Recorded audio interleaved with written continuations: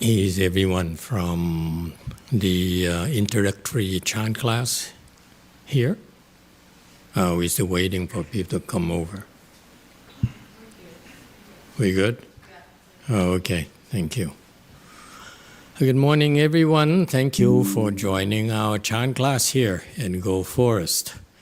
I just came back from a 2-month trip to Asia and to Europe, so I'm a little bit have a little case of jet lag. So please bear with me.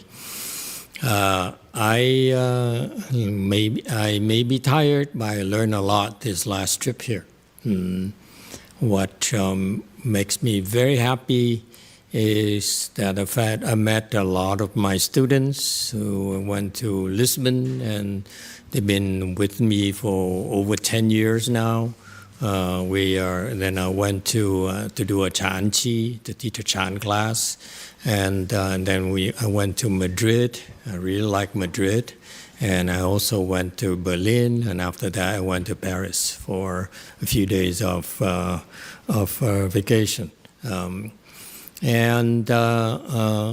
The reason I decided to go to Europe, in addition to my semi-annual trips to Korea, is to decide and make plans to where to add the next branch in Europe. We've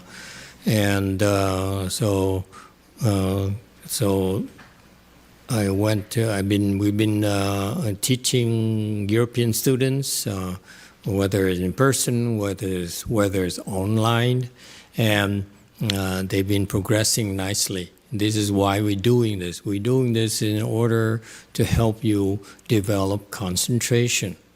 Concentration is the key part of your being. Okay, you cannot function without proper concentration.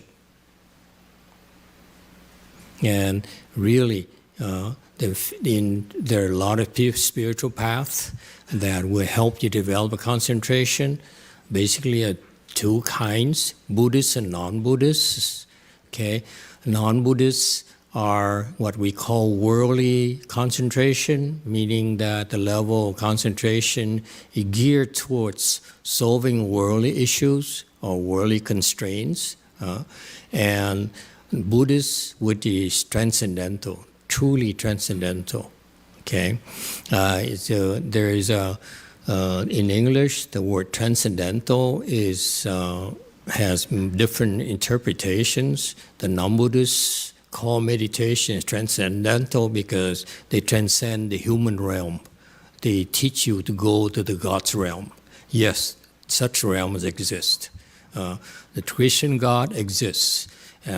And much higher levels of celestial beings exist as well, and that's part of the cosmos that our Buddha taught about, in particular in the Avatamsaka Sutra, in the Flower Adornment Sutra.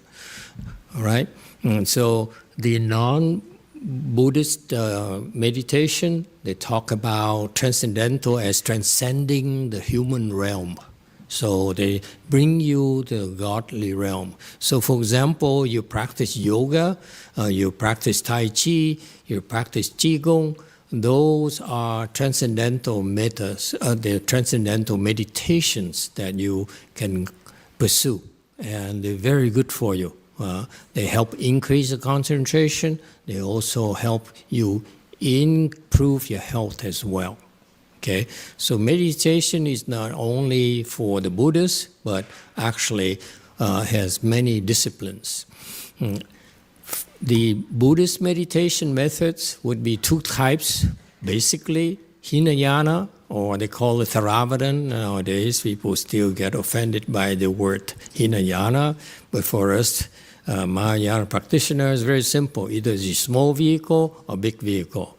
Whether you call yourself Theravada or Tibetan or whatever, doesn't matter to us. We measure fundamentally you in terms of your ability to help others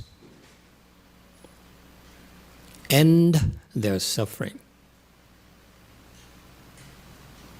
Okay, so the non-Buddhist meditation would be able to help you escape the sufferings of human realms and lower, to go to God's realms where their life is so much better than the human realm.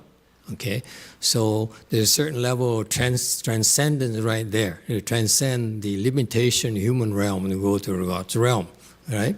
However, in Buddhist meditation, we go way beyond the human and the celestial realms or heavenly realms.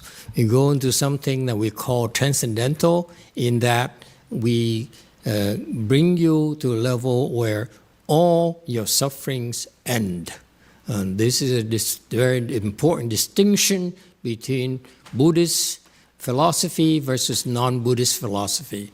Buddhist, non-Buddhist philosophy, they're seeking happiness through the accumulation of pleasures. Okay, we Buddhists are different. We Buddhists understand happiness on different terms.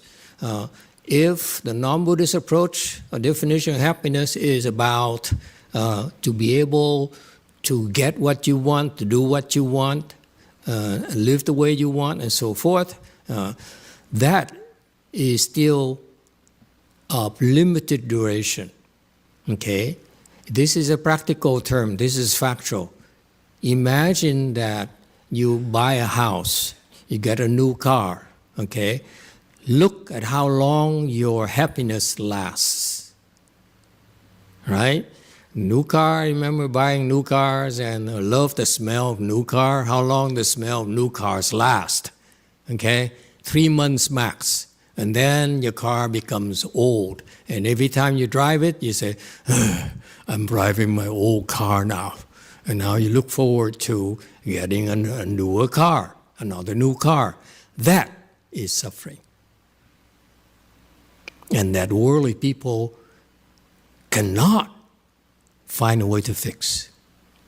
The only way that non-Buddhist approaches to seeking happiness solve this problem is by getting another car. So the solution is more cars, more houses, more money, more fame. Okay? And you know the nature of human being is that we get bored very fast. Agree? We get saturated and satiated very fast. And then we want more. We want better. Yeah? Okay? So therein lies the limitation of non-Buddhist approaches to the pursuit of happiness. It's justified in trying to get more money, to get more fame, but at a very heavy cost. But the reward you get actually is very limited duration. Okay? So in Buddhism, we realize that. Okay? So we understand happiness, we approach the pursuit of happiness differently from the non-Buddhist. In Buddhism, we teach you meditation, we teach you for you to experience happiness that will be longer lasting. Okay? How is it possible? It's possible because of the approach. The non-Buddhist approach is that they encourage you to get more things, to hoard, to accrue. You are here, you're rich, you should go to the heavens, which is better. Okay? And what they're not telling you is that heavens actually have different levels of heavens, very much like here in America. We are Americans, but men made different levels of Americans in terms of wealth, in terms of education, in terms of smarts, and so on and so on. Okay? And so the pursuit of happiness for the Buddhists is not in accruing more, but by letting go and eliminating things that make us suffer. So the non-Buddhist equation for happiness is that you increase things. Okay? For the Buddhist, happiness is you decrease suffering. And so happiness of the Buddhist is you eliminate suffering. Then If all suffering ceases, then what do you have left? Happiness. Because look inside yourself. Your ability to be happy is inherent in all of you already. We don't need to learn how to be happy. Yeah? You only use externals to experience different types of happiness. But the core part of your being is the ability to be happy, to experience happiness. Okay? And that's what the different, the huge superiority about the Buddhist approach versus non-Buddhist approach. Buddhist approach is that happiness is through the elimination of suffering. Whereas non-Buddhist approach is you accrue, you hoard more and more. You buy another car. Now you have to pay for more insurance. Okay? My colleague is building a huge Buddha hall to the tune of $50 million and so forth and more. And I looked at that and I shook my head. I said, $50 million, that means every year you need to spend $5 million of maintenance. That is crazy. To me, that's suffering. It's nice to have a big Buddha hall that's worth $50 million, $100 million, but then every month I'm facing a $1 million maintenance bill. That is crazy. That is money pressure. That is not happiness, let me tell you.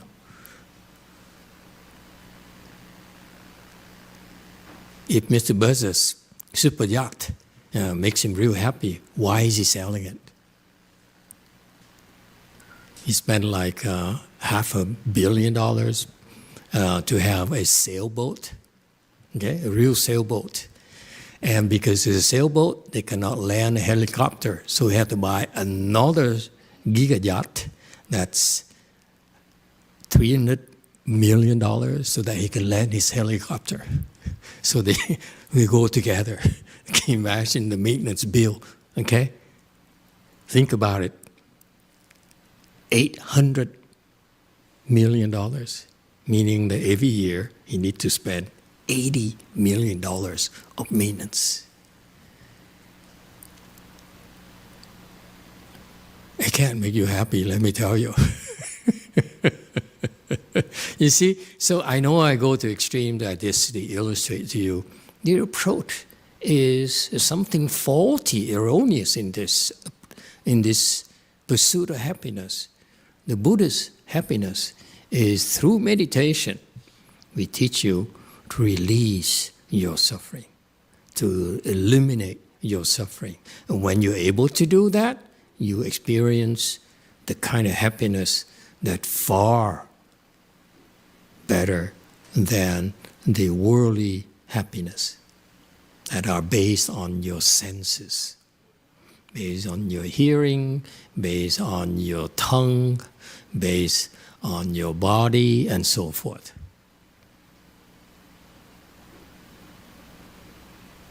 Okay, and so that's why for meditation, we teach you meditation. Yes, a lot of people, non-Buddhist people, are interested in meditation because it helps them increase the concentration, help them improve their health, and so forth, and so forth. But for us, the reason I'm still doing this after 20 years is because I need to train the next generation of teachers in Mahayana so that the Buddha's wisdom continues and is not discontinued. After my master died, his successors failed to carry on the mission that he left us. Okay, and so I have no choice but have to try my best to carry out his orders in order to repay his kindness out of gratitude for what he did, what meditation did for my life. Okay. So anyway, so in Buddhist meditation, there are two types: Hinayana, which is basically the what most of the world knows, especially in the West. Most of the Westerners know about Zen. To me, Zen is basically Hinayana. Because why? Because Zen was influenced by Dr. Suzuki. What did Dr. Suzuki translate? He translated Pali texts. And therefore, Zen is based on Hinayana technology. Ours is Mahayana, which is based on Chinese technology. We learn from a Chinese texts. We learn from Chinese teachers. My teacher is very, very famous in our world, probably unknown to you, but he's very big in my world, where he's known, very well known, Master Xuanhua. He's a great, great sage. That's where I learned meditation from. Chan meditation is the Chinese meditation I learned from. Okay? That's my generation. And I follow his teaching for 20 years now, and now I'm beginning to find the need, make it become more important, more essential to adapt this Chinese technology, Chan technology, for the West. So what I learned is Chinese Chan. What I'm teaching you is American Chan, no longer Chinese.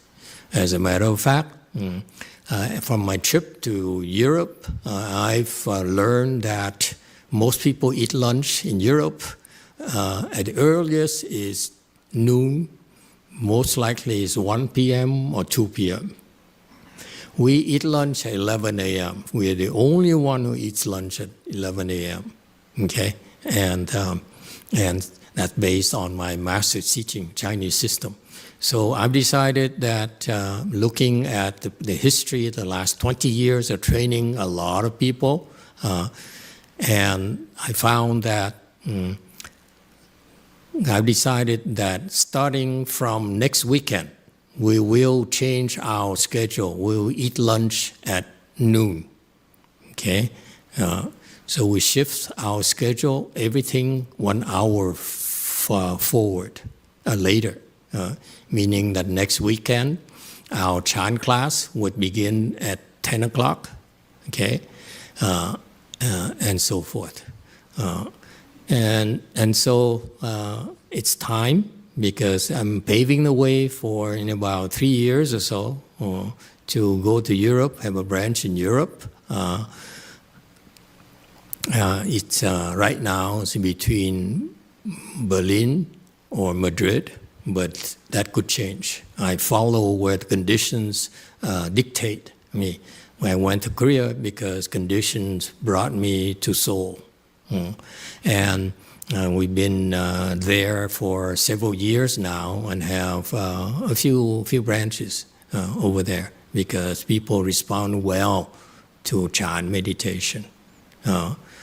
And so I decided it's time for change, so that we will change our schedule. It's the same training, but on the weekends, and especially for the weekends and for the qis are coming up, we will from now on, our lunch time is 11, so we shift everything an hour later. And the reason being that it's a risk I'm taking. I'm going to try to experiment this for a year, because I've been thinking about this, and the trip to Europe convinced me that I should make a change, meaning that it's important to be, to me, the reason we're doing this is to help you develop concentration. And we're not just talking about concentration as something vague or abstract. Concentration for us in Mahayana meditation is measurable. We look at you, I look at you, I train my disciples to look at you and try to determine where your concentration level is. Okay? because it's always, since 20 years ago when I first started, I said my problem has always been where I am, which level of concentration I am, because if I know my current level of concentration, then I know what's stopping me from moving to the next level, to a level higher. Okay, very much like when you go to school, you have to study the topics for your grade level, so that at the end of the quarter of the semester, you take a test to prove you mastered the materials. Okay, and then you are allowed to move on to the next level. Same thing in meditation. Okay, it's in Mahayana, especially my master's level, not my peers level. My master's level, he's glance at you, he can tell which level you're at right away. Okay, that's a spiritual skill, by the way. Okay, that not many people have.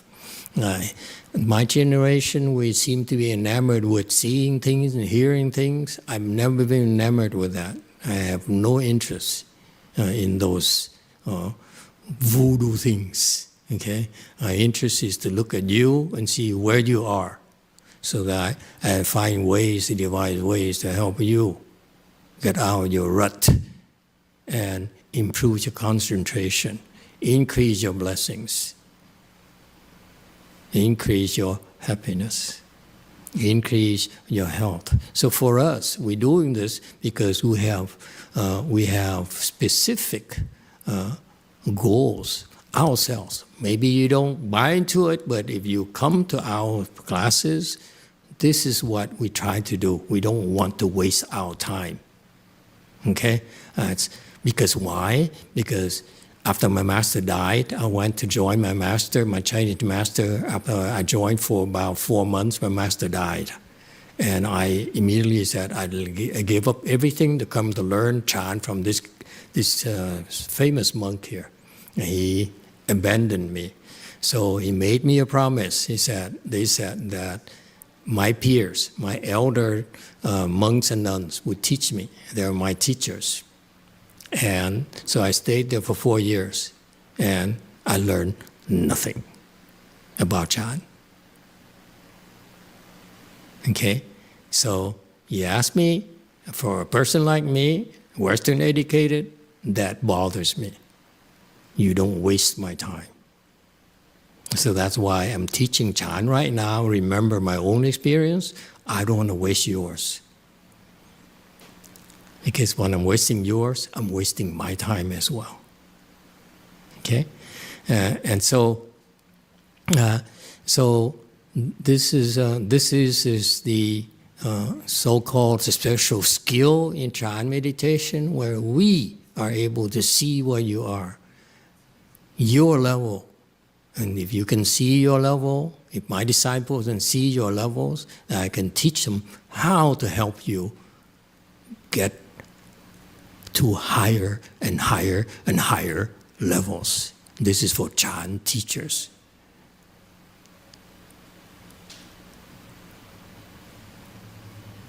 Okay? And because that is our goals in doing this, eating at 11 or eating at noon, I happen to believe will not affect your results at all. And I give myself 1 year to try. And I just told my disciple, I said, please bear with me for a year. After a year, if I see it, no one becomes enlightened, okay? Now I'd say, oops, I screwed up. Please forgive me. Let's go back to 11. Okay? I'm not perfect. I'm trying to figure it out as well, okay? And that's part of the fun of my jobs. I keep on experimenting, try to make it better, make it more efficient, bring you there sooner. And as amazingly, we are very lucky. And really, I consider myself to be very, very lucky in that our students nowadays are improving so fast. That is so amazing. So I'm very happy about that. Okay, and we always stuck to our guns. I don't for any moment hope to become more famous, become richer and wealthier, and have more branches and so forth. No, I'm doing this because I'm repaying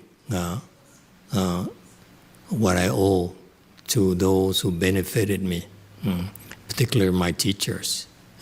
Yes, I have bosses that I work for, and so I'm doing this for as part of my work, not to try to be famous. All right, and so I went to Paris, and I saw this thing here. This is the third time I'm telling you. I'm telling this story. I was walking around the airport. There's a tall building, glass building of this French company. I even forgot the name. I don't know if my disciples took a photo of that. On the big glass thing here, it's as big as this building here, tall. And it says, has a phrase, a sentence in French, which I can roughly translate for you. We're trying to accomplish something that is bigger than ourselves. I loved it. Okay? Even the French understand that ideal is important for you. If you want to exceed your own limitations, this is the key. Okay? You must work to accomplish something that's bigger than yourself. And it's not just talk. Okay? And I try to explain to my students, what does it mean for us? For me personally, meaning I'm doing this so that I'm serving my bosses. So it's bigger than me. It's not about me at all. Okay? And I realize this is what been driving me the last 20 years. Okay? When you do that thing, then you will not be affected or influenced by insignificant things, such as fame, such as money. Monks and nuns are very pressured by money. Okay? This makes it very difficult to have a spiritual pursuit when you are constantly thinking of worldly things like, how do I pay for my mortgage? How do I pay for my phone? How do I pay for this? How do I pay for that? And luckily for me, I have enough blessings to be able to do what I've been doing for the last 20 years. I am always cognizant of the fact it's due to the generosity of my followers, my students, that I'm very grateful for. But one thing that has never changed the last 20 years is that you can never influence me with money. It doesn't matter how rich you are, you cannot buy me. Okay? Why is that? You're not rich enough to buy me. I am for sale, but the price is pretty high. Okay, I admit to you, you can buy me, but you cannot afford it. That's all. None of you, including Elon, can afford to buy me. As a fact, I'm not bragging. Okay, give me an example. Why is that you can't buy me? I give you an example about Pure Land. This is the parallel practice we have here. Okay, Chan is to help you open your wisdom. Okay, increase the concentration to the utmost, to the point what we would call enlightenment. Okay, and open your wisdom. Okay, and that is the purpose of meditation. Okay. Along the way, you get so much out of it. So that's the purpose of Chan. The same tune, you are able to be here. But a lot of people that you care for, you love, cannot afford to be here. They don't have the same blessings as you. Okay? And you, after you become enlightened, you end your sufferings. But the people you love, your grandparents, your children, okay, your spouses don't have time to practice like you. Your brothers, your sisters don't have the blessings to practice like you. They don't have a chance to end their suffering, okay, and experience true happiness. We have the other option. It's called Pure Land. Pure Land, where if this is a galaxy here, what we know of as a Milky Way, there's many, many more galaxies in the universe, one of which is called the Western Bliss Pure Land.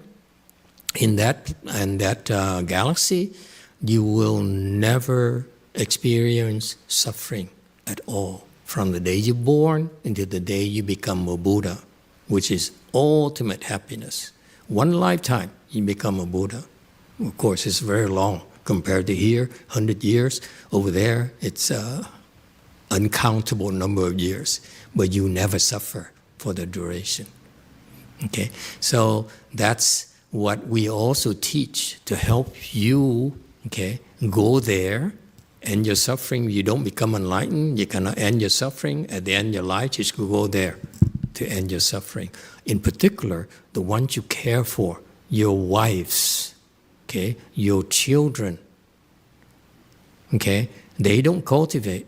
Therefore, they can also use the Pure Land Dharma to go there and put an end to the suffering right away. Okay, and as they live there, their happiness only increases and they never suffer. Imagine there's such a world, okay, and we've been helping people do that for the last 20 years, help people get there. Imagine if such a world really exists, okay? Give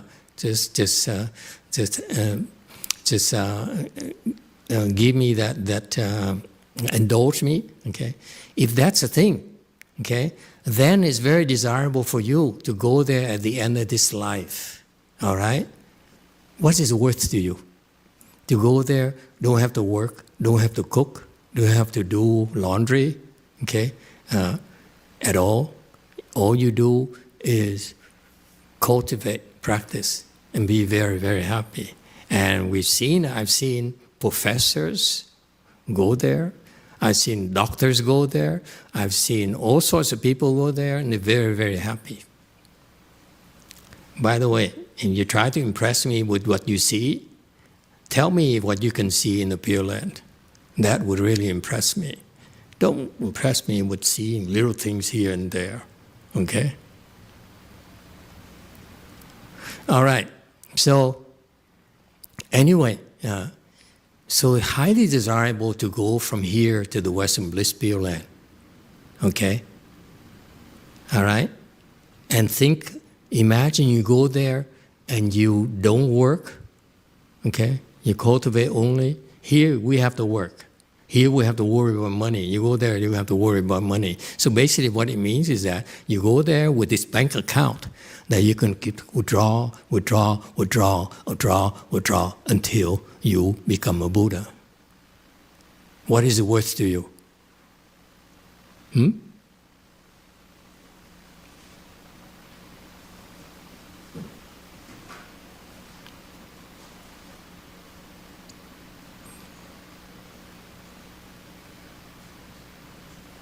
A lot more than money than Elon can earn for hundreds of lifetimes for one person. Don't you think? So can Elon afford to buy me?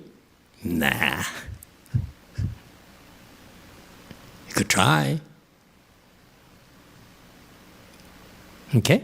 And so, you see, there's a lot more things in life that's beyond your comprehension, unimaginable, inconceivable. Okay? You go up and you look at the report from the Hubble telescope, you see there's so many infinite number of galaxies out there. Huh? There's so much more we don't know. Yeah?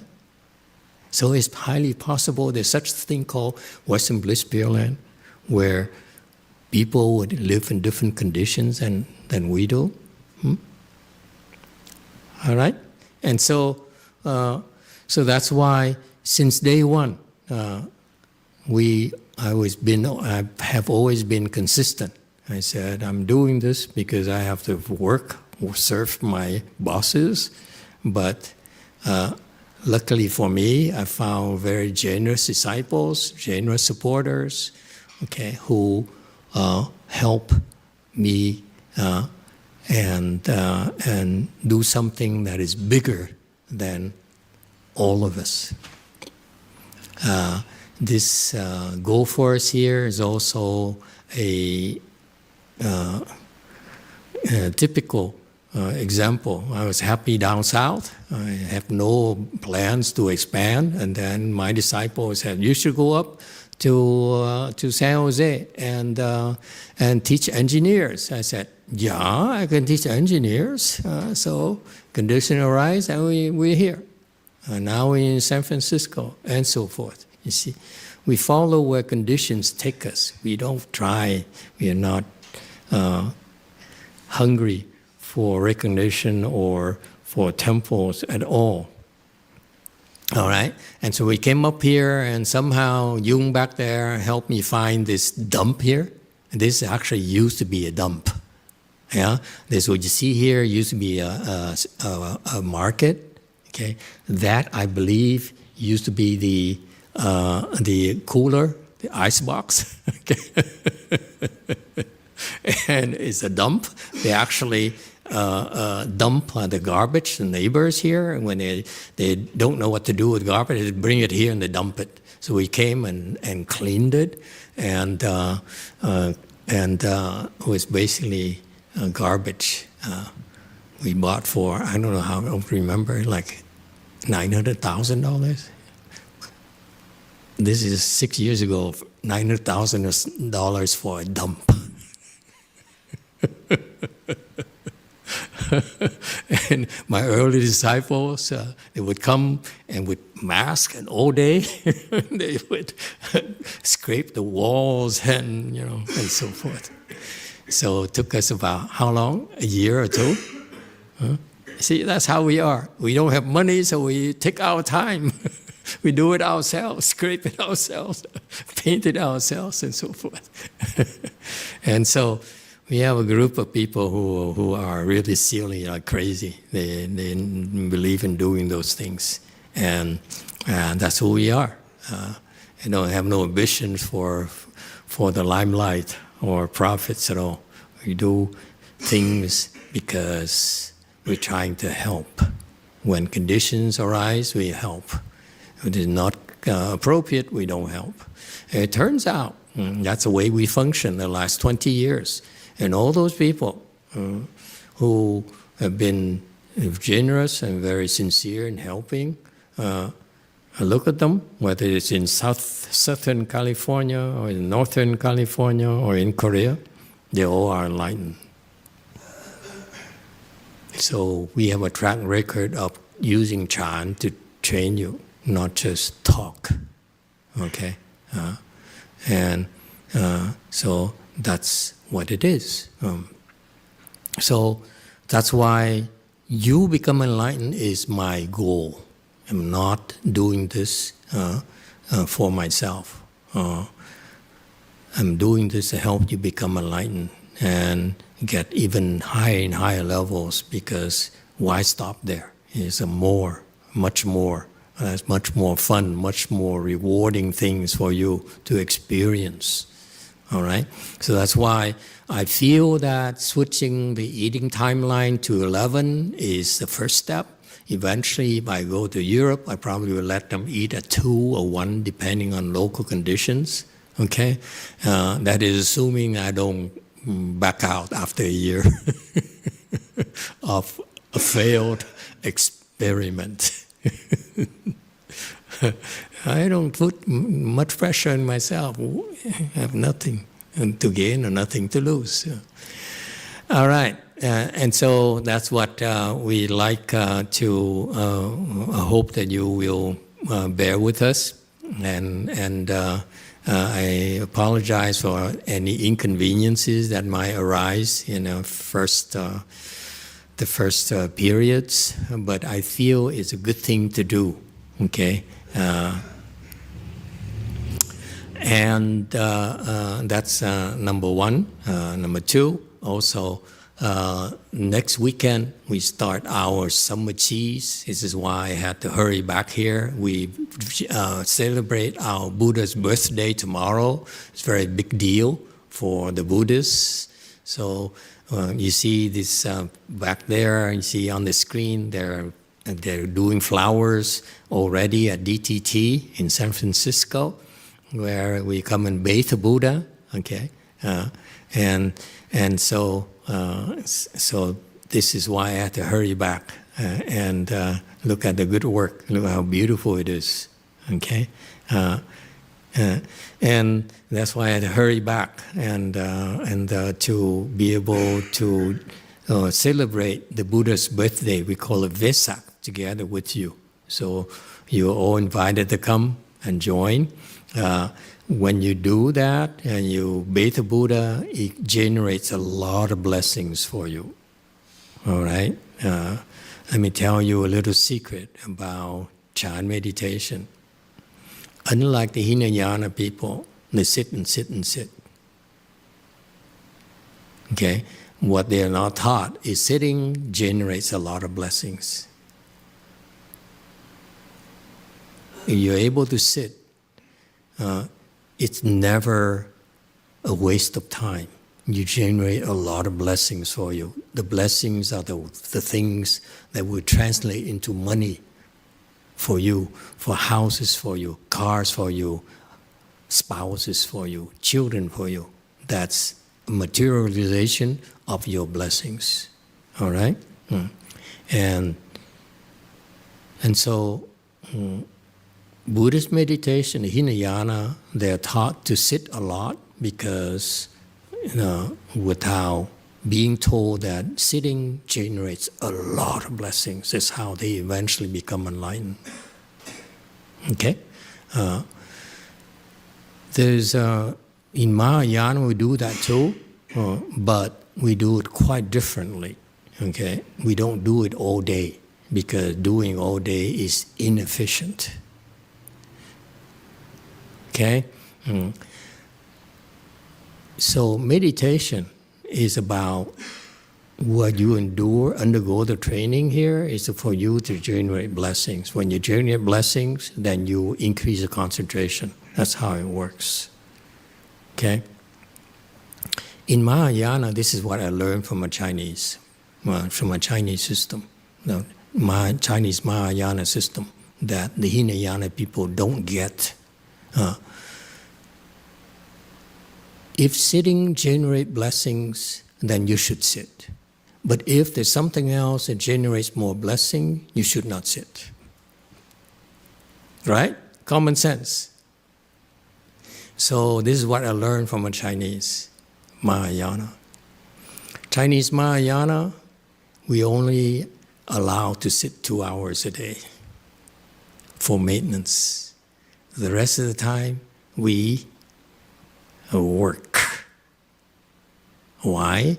Because working generates more blessings than sitting. So idiots come in.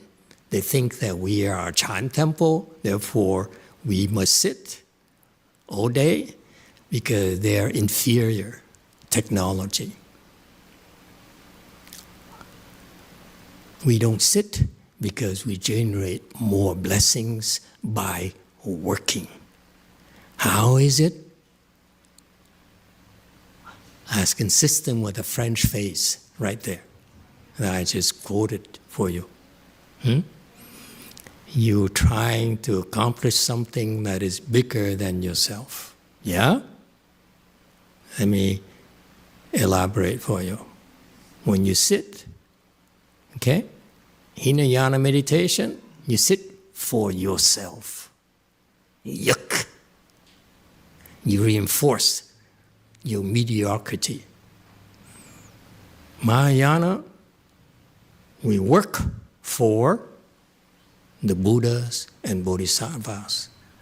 This is why when you work for the Buddhists and Bodhisattvas, the time, the effort you put in generates far more blessings than working for yourself. Don't tell the Hinayana people, okay? They don't get it. And I'm sharing with you because I'm here to help them as well.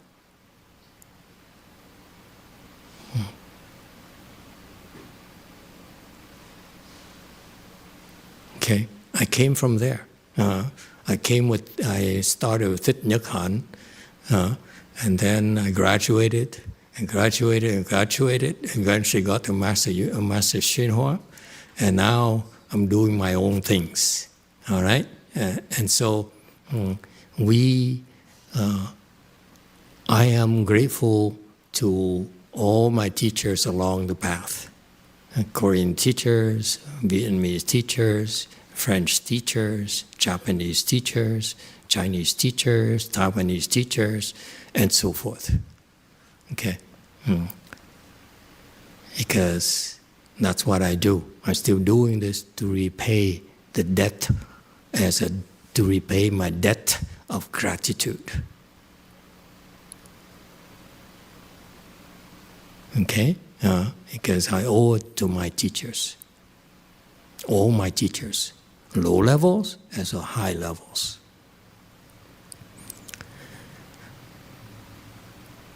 All right? So this is the key.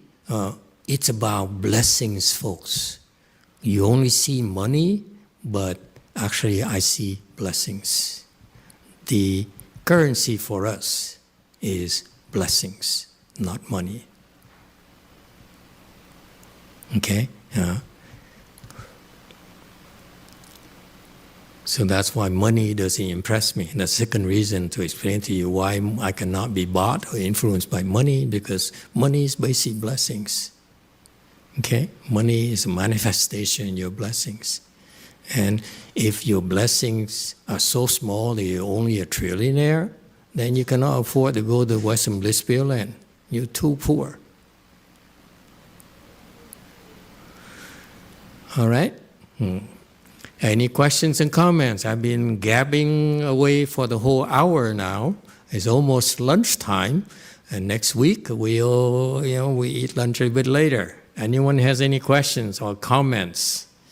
And I apologize. I've always been this way. I'm getting more blunt nowadays because I'm running out of time. Back then, I was afraid to offend Thich Nhat Hanh people. He was still alive back then. I went to a training class for him for Sanghans. I lasted for about a few hours. I had to run away. I didn't like it. So it took me 20 years to build a track record. And right now, after 20 years, I ran out of time. So I don't have time to beat around the bush anymore.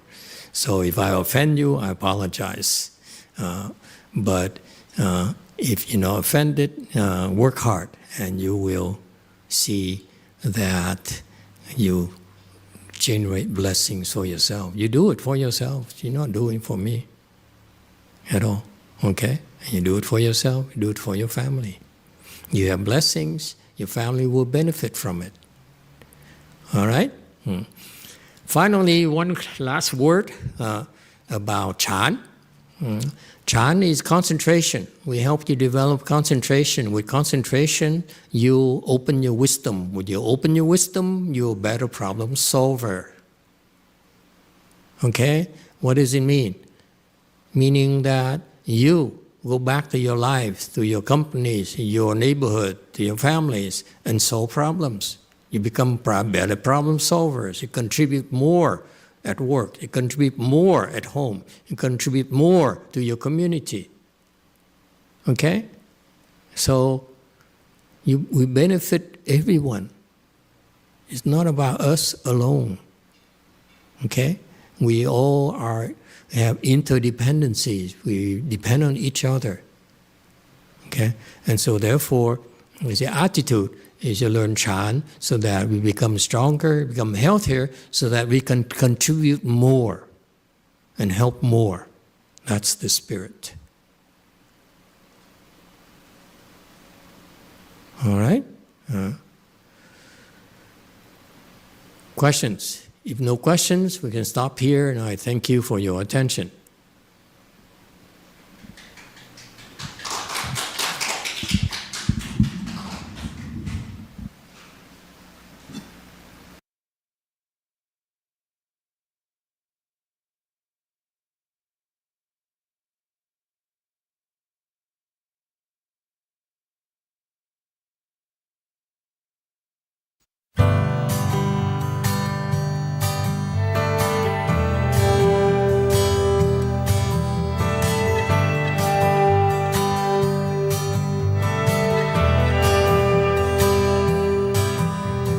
She was born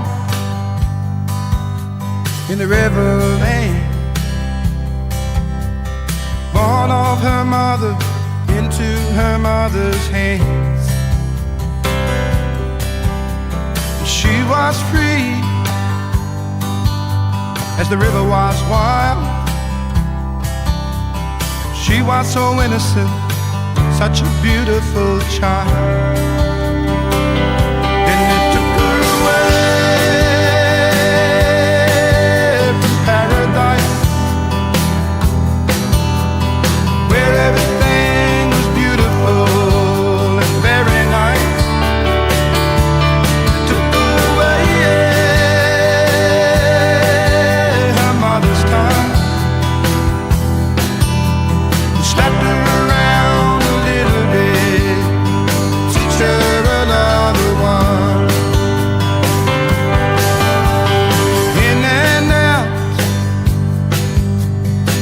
Institutions. What could they do with this child? Where was a neat solution? But there was nothing they could do, so they gave her to the streets, and she joined all the rest of the hungry and the tired feet. When they took her away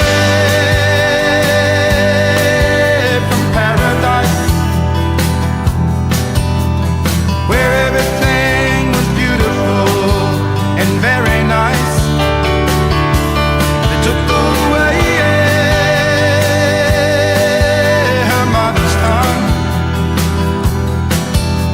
They slapped her around a little bit to teach her another one.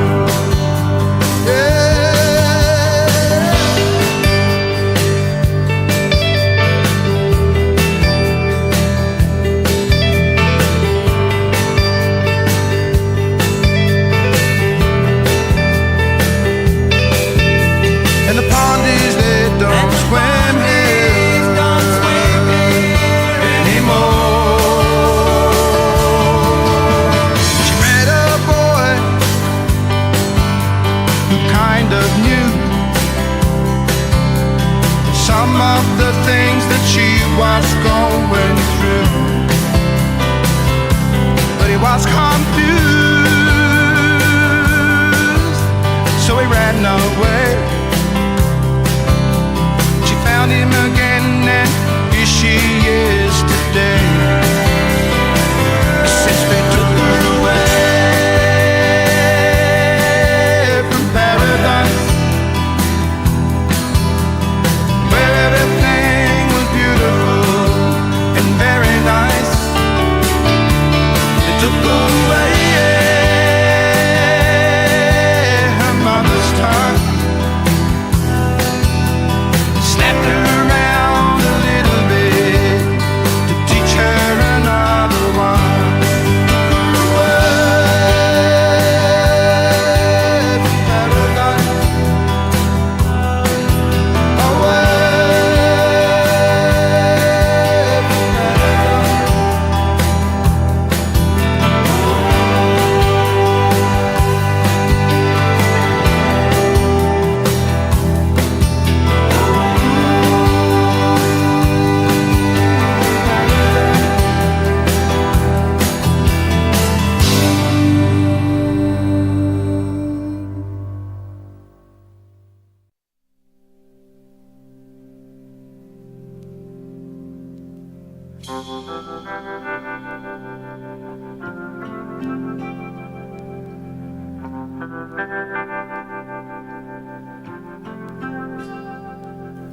I see the birds up in the tree.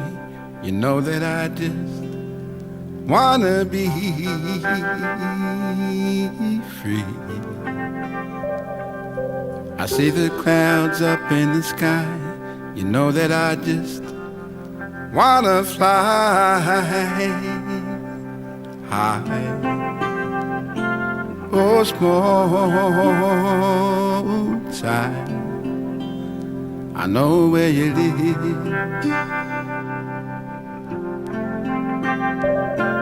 and small child, I know what you give to me. Yeah.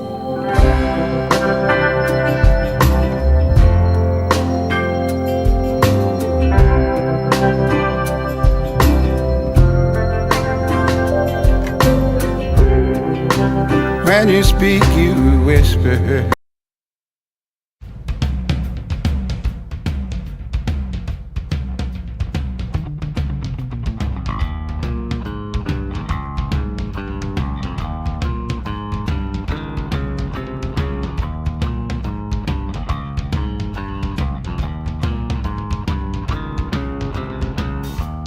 Sit around and watch the tube, but nothing's on.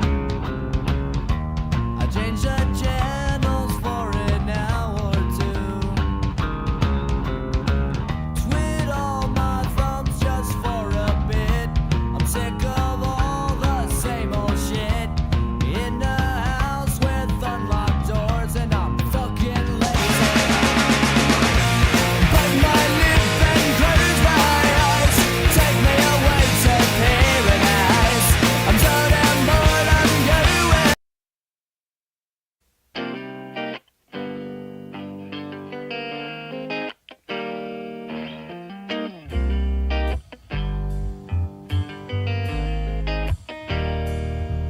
Oh yeah.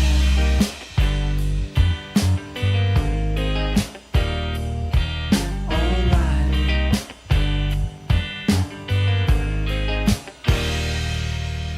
Somebody's hiding, it's drowning my icebox. Somebody's cold one is giving me chills. Guess I'll just close my eyes. Oh yeah. Alright. Feels good inside. Flip on the telly, wrestle with Jimmy. Something is bubbling behind my belly. The bottle is ready to blow.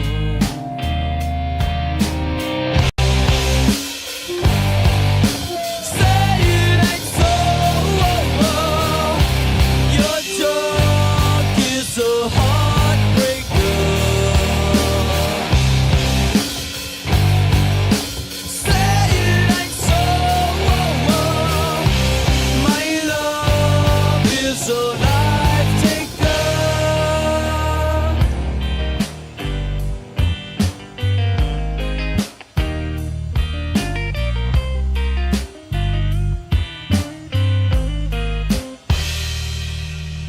I can't confront you. I never could do that which might hurt you. So try and be cool. When I say this way is a water slide away from me that takes it fuller every day. So be cool.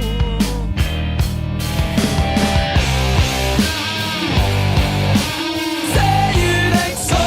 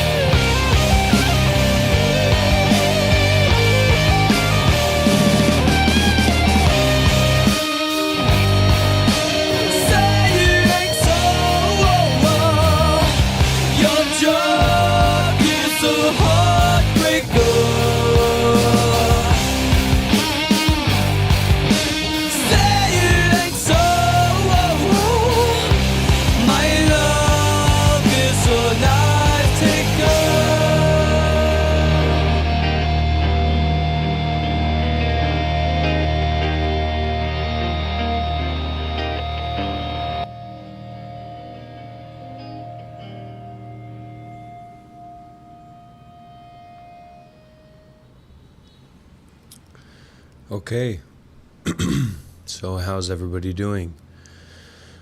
We're on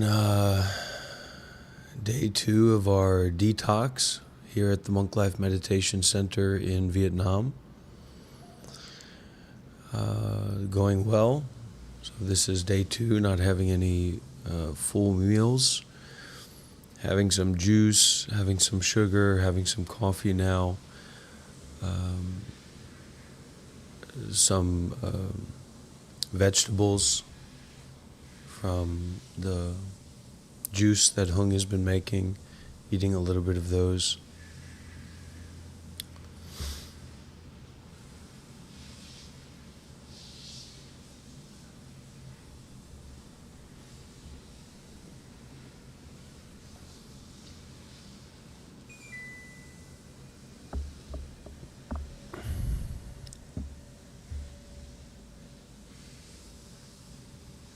So yeah, every teacher, every spiritual teacher will have a unique approach, unique way of teaching, working with students, supporting those people who want to learn.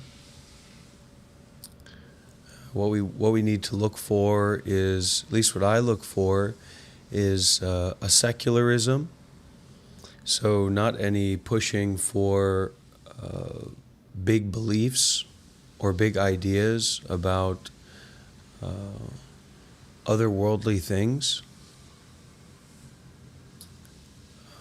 Of course, accessibility is really important and really essential. If you don't have access to your teacher, then they're not going to be able to teach you much at all.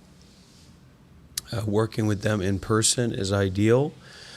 And so a part of what we do here, what I'm doing, is try to give a sense of that in-person and live connection through the live streaming.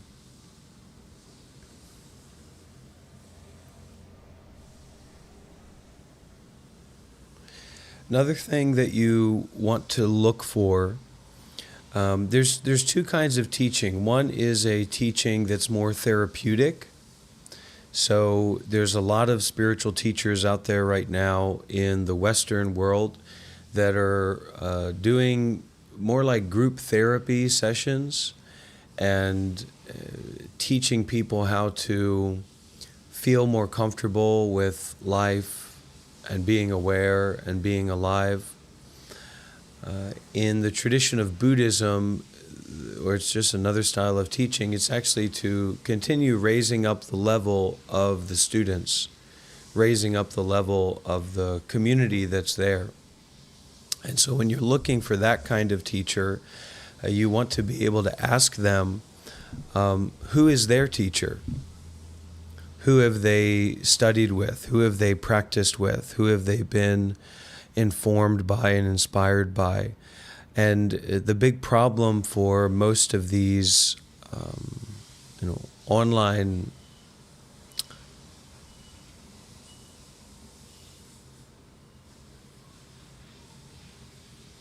basically don't worry about it teachers is that they're not connected to a lineage. They don't really have any experience working with masters. They've never been a student, so it's kind of convenient that their way of teaching doesn't really have any students. It's just broadcasting for everybody to see. We have to have experience with being a student and practicing with a master to be in that position, to then extend that to other people.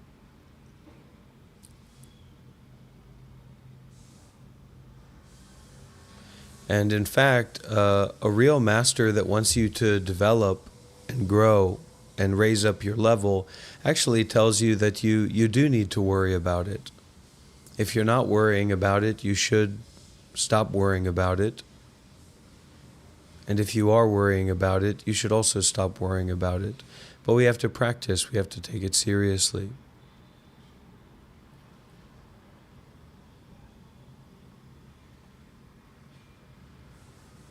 And the importance of being together in person and having like a live access is that it's not a matter of talking about anything. It's not on the level of the mind that's intellectual or word-based. it's energy based, or it's mind to mind. And it's very difficult to form that kind of mind to mind connection when you're watching and following someone online, or following their, the different ideas that they're sharing with people.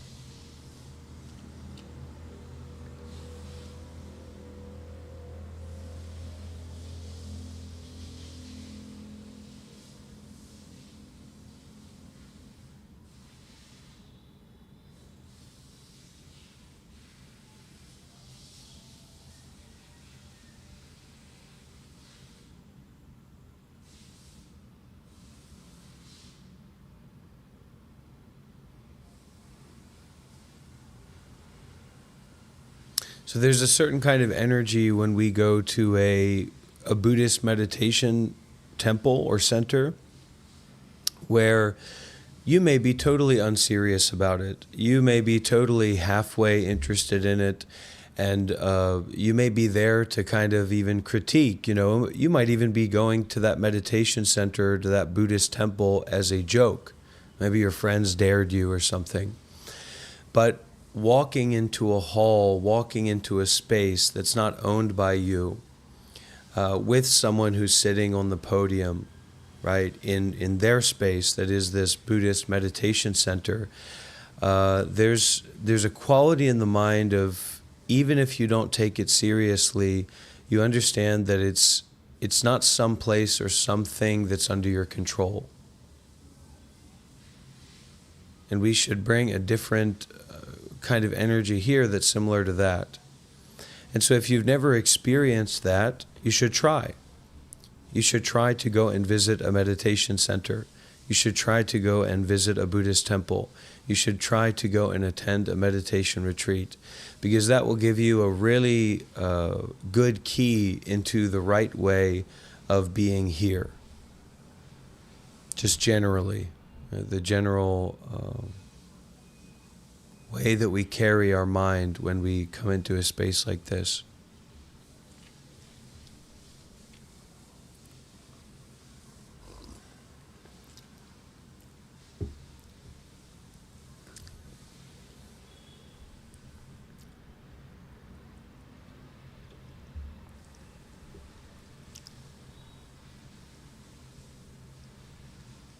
A lot of time, a lot of exposure.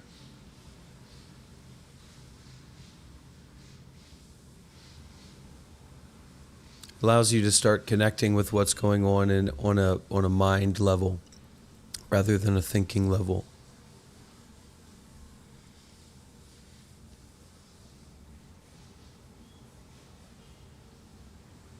And that's very important. As much as you're connecting with it on a thinking level, you're totally disconnected from what's going on. And especially when we're joining on a live stream, we're joining something online, it's all the more important that we don't do that. Because it's very easy to just keep continuously thinking. So we're in our own space, this, in a sense, you're in control of what you're seeing. Because it's on your phone, it's on your, it's like I'm inside of your property right now. So we have to find a way to bring our minds to be present here in a way that's not this one-sided ownership that we would usually have for the screen or the technology that we're using to be here and see this.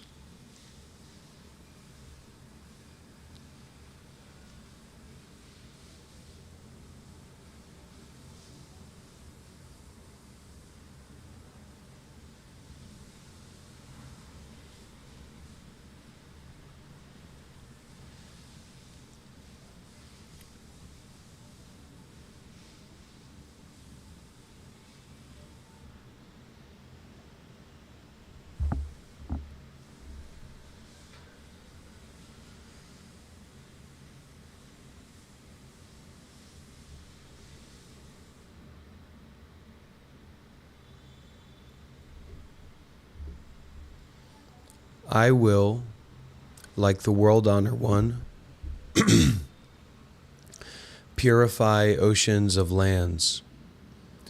and by the Buddha's spiritual power, practice enlightening ways.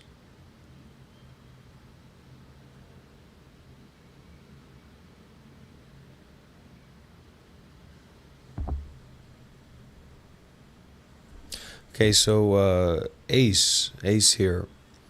Am I familiar with teacher Thanissaro Bhikkhu? I certainly am. Okay, so Ace Hilm says, I found that I was having a lot of demonic attacks when I was studying Buddhism and non-duality, but when I came to Christ and surrendered, all the attacks subsided. What I enjoyed about non-duality is it's an experiential experience. It's very personal and direct, but the more I let go, the more I became schizo. I wonder if you've had similar experiences and how you dealt with that.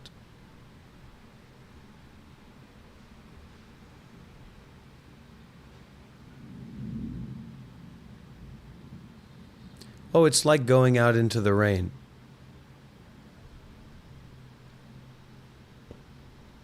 So it's raining outside, but you're in your house, so it's not a big deal. But the moment that you go outside into the rain, you're kind of, you're trying to get out of it, you're trying to understand the rain, you're trying to control the rain.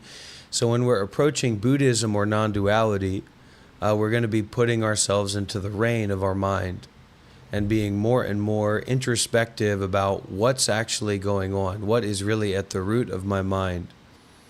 Whereas if we go towards something like traditional Christianity, now we're just, we have faith in God and we leave it at that and we get back to our lives.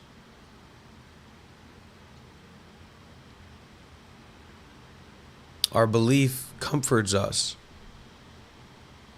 And when you start to actively work to remove belief, it can be very, very uncomfortable. It has to be uncomfortable. That uncomfortableness, to some degree, means that it's working.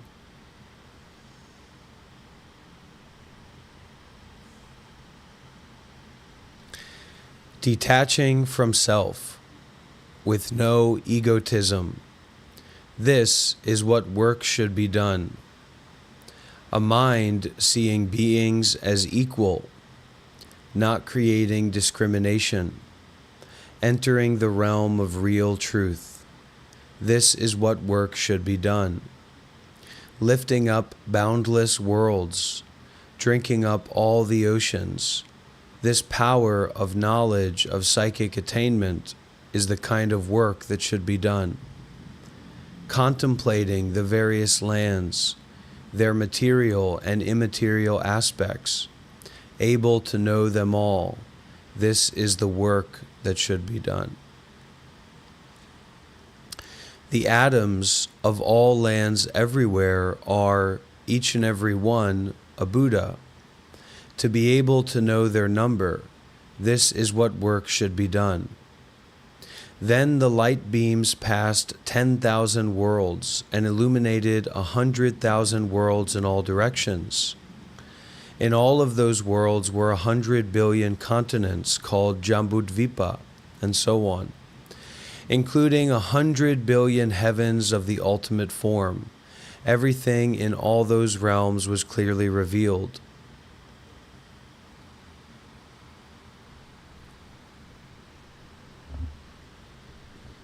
These are texts from the Avatamsaka Sutra.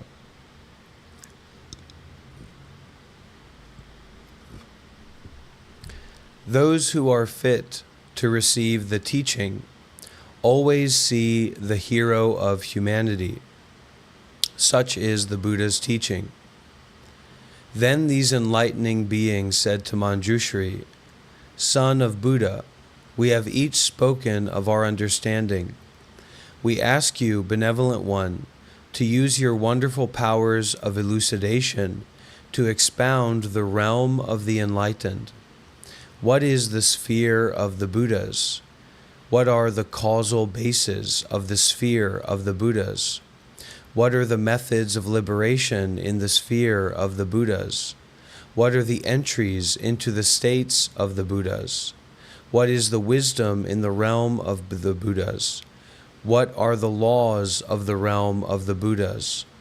What are the explanations of the states of the Buddhas? What is the knowledge of the sphere of the Buddhas? What is the realization of the realm of the Buddhas? What are the manifestations of the states of the Buddhas? What is the extent of the sphere of the Buddhas? Manjushri, that is the Bodhisattva of wisdom, answered in verse. The profound realm of the Buddhas is equal in extent to space. All beings enter it, yet really nothing is entered. The sublime causes of the Buddha's profound states could not be fully told in a billion eons of talk. According to beings' minds and wisdom, Buddhas led them on and aid them. Lead them on and aid them. This is the realm of the Buddhas, liberating beings this way, able to enter all lands in the world. The body of knowledge is formless and cannot be seen by others. The Buddha's knowledge is free, unhindered in all times.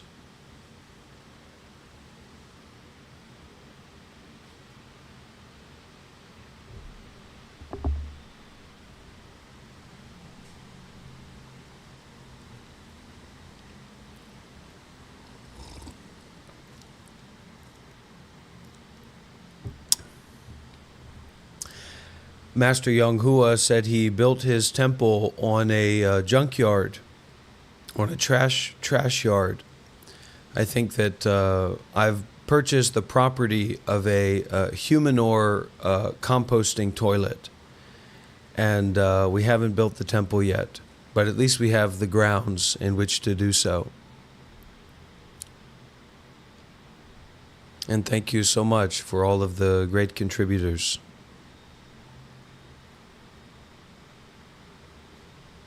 Myself, the big stinking shit here.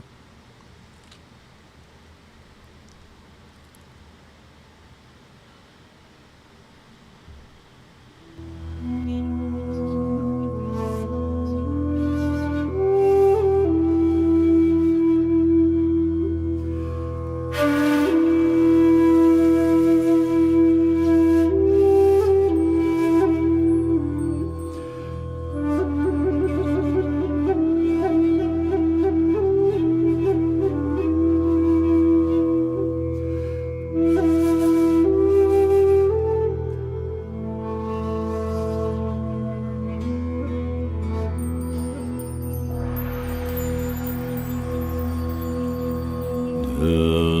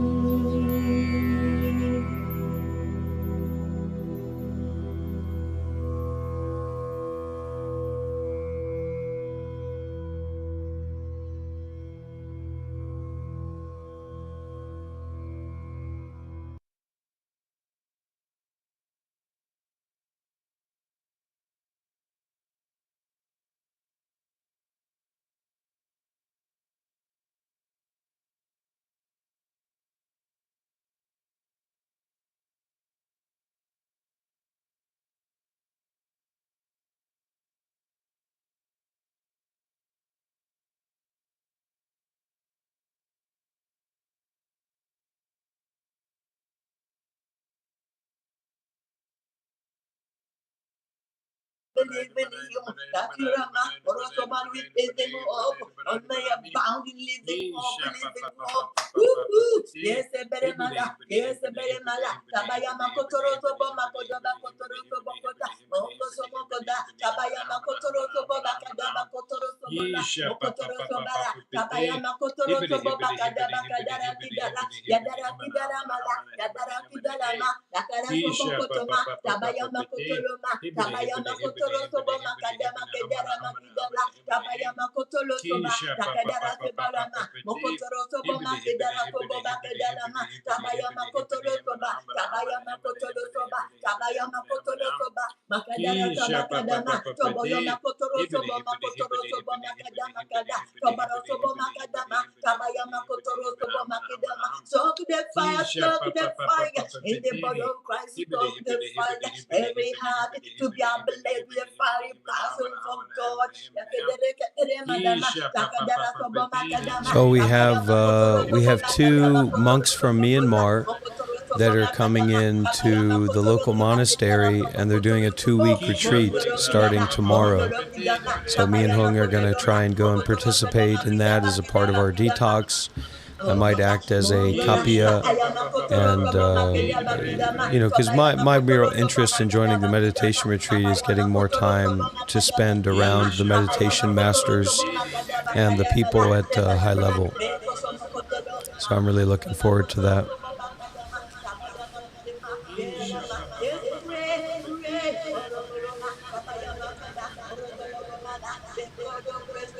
Oh, I didn't see that, Victor. Hopefully that person will come along and tell me what happened, and I can pay back the debt.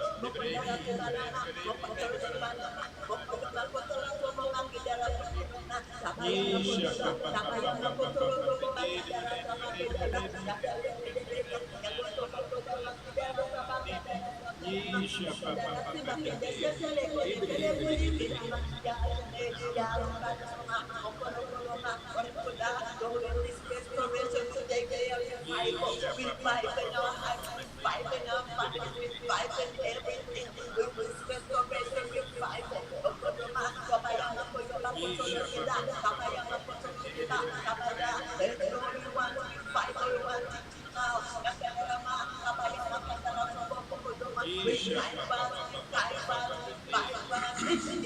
So we are a Buddhist channel. We are a Buddhist community, first and foremost. One day that may change, but I don't see it changing anytime soon.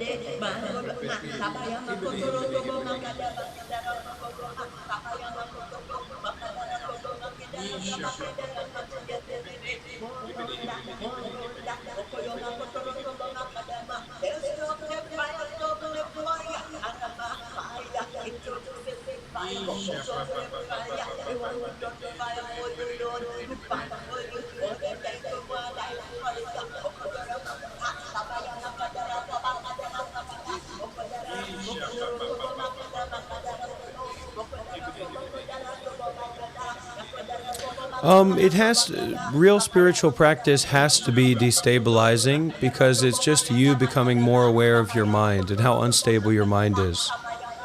So you're just getting more awareness of how unstable your mind actually is.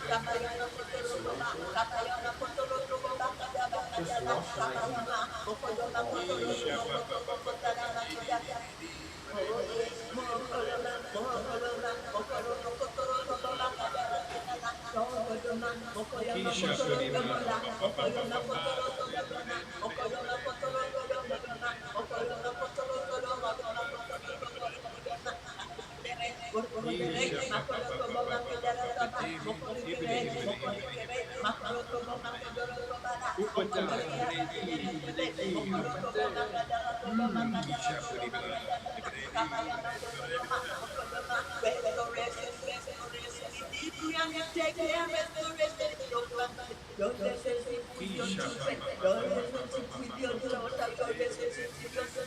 Declare restoration, restoration. restoration. I declare restoration in marriages. Yes, Father, I declare joy in your marriage in the name of Yeshua. Joy and joy of the Lord. Okorotobara, makoromakidara, sebakoyoma, makidara, sabayamakoroma. Don't allow the enemy to take away joy. Joy. Okoroma, sabayamakoroma. God Almighty is a bucket to draw water from the wells of salvation. Yes, it's a bucket. And the joy of the Lord is our strength. Yanama, sabayamakoroma, andoma, and Isaiah 61. He was declaring that I will greatly rejoice in the Lord. My soul shall be joyful. Be joyful, be joyful, be joyful before the Lord. That I will greatly rejoice in the Lord. My soul shall be joyful before my God. Oh, and why should you renew the soul? He declared. For he has filled me. For he has covered me. He has covered me with the garments of salvation. Woo-hoo! For he has covered me with the garments of salvation. He has clothed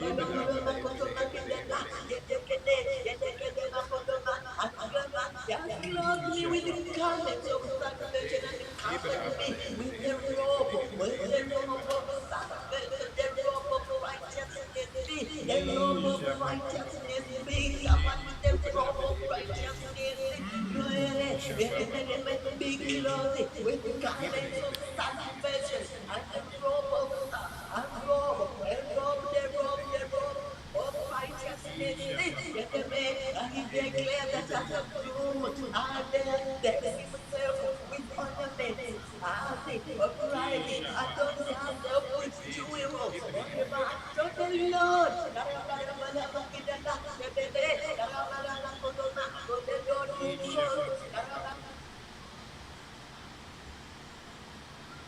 Namo tassa Bhagavato Arahato Samma Sambuddhassa. Namo tassa Bhagavato Arahato Samma Sambuddhassa. Namo tassa Bhagavato Arahato Samma Sambuddhassa. Buddham Dhammam Sangham Sasami.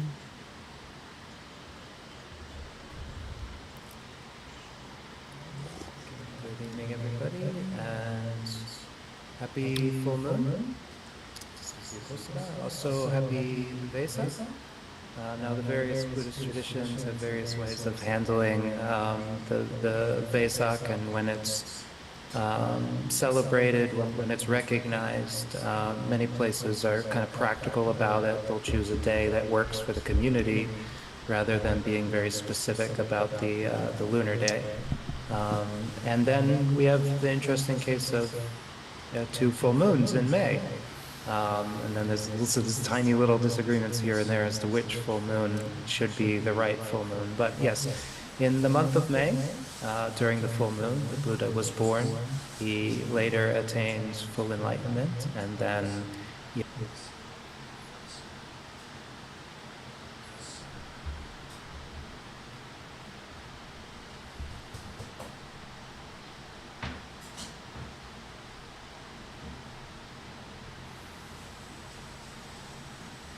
a lot of people have this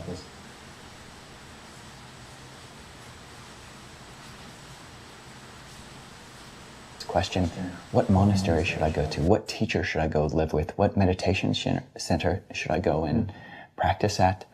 And this sutta provides that. And it takes as its 2 metrics, as you said, spiritual growth or non-growth, and physical comfort, creature comfort versus deprivation to some extent. And it's always the spiritual growth that one is looking at. And I think that's great. And it's almost the exact opposite of what most people, when they're going on vacation, what they look for. They look for maximizing creature comforts, the best food, the best clothing, all the best, most exciting things. And whether one progresses in, wholesome mind states, in maturity, It doesn't matter really at all if one's getting one's pleasures.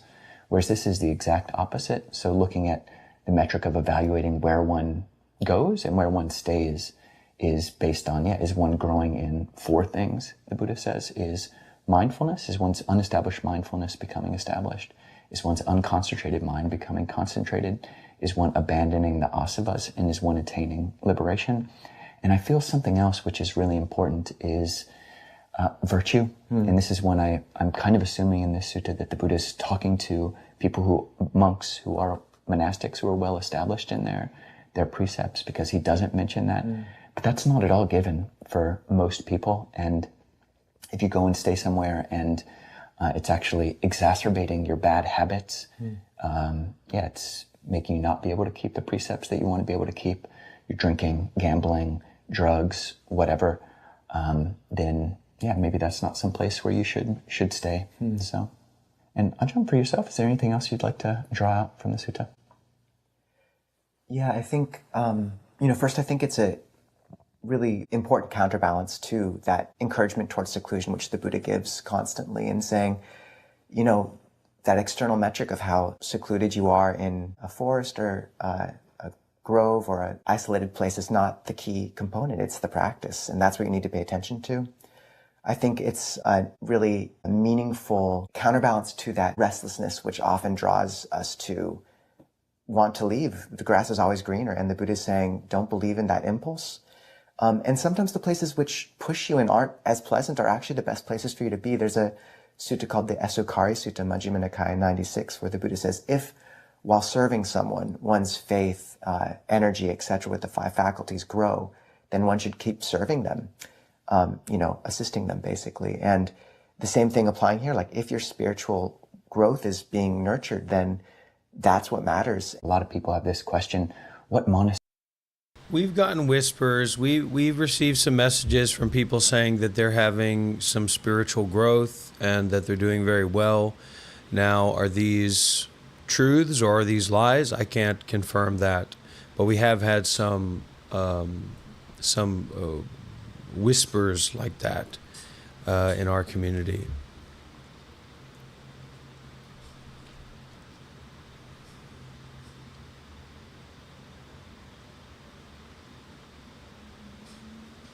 跟寺院一样的节奏的禅修。第4个是关于解读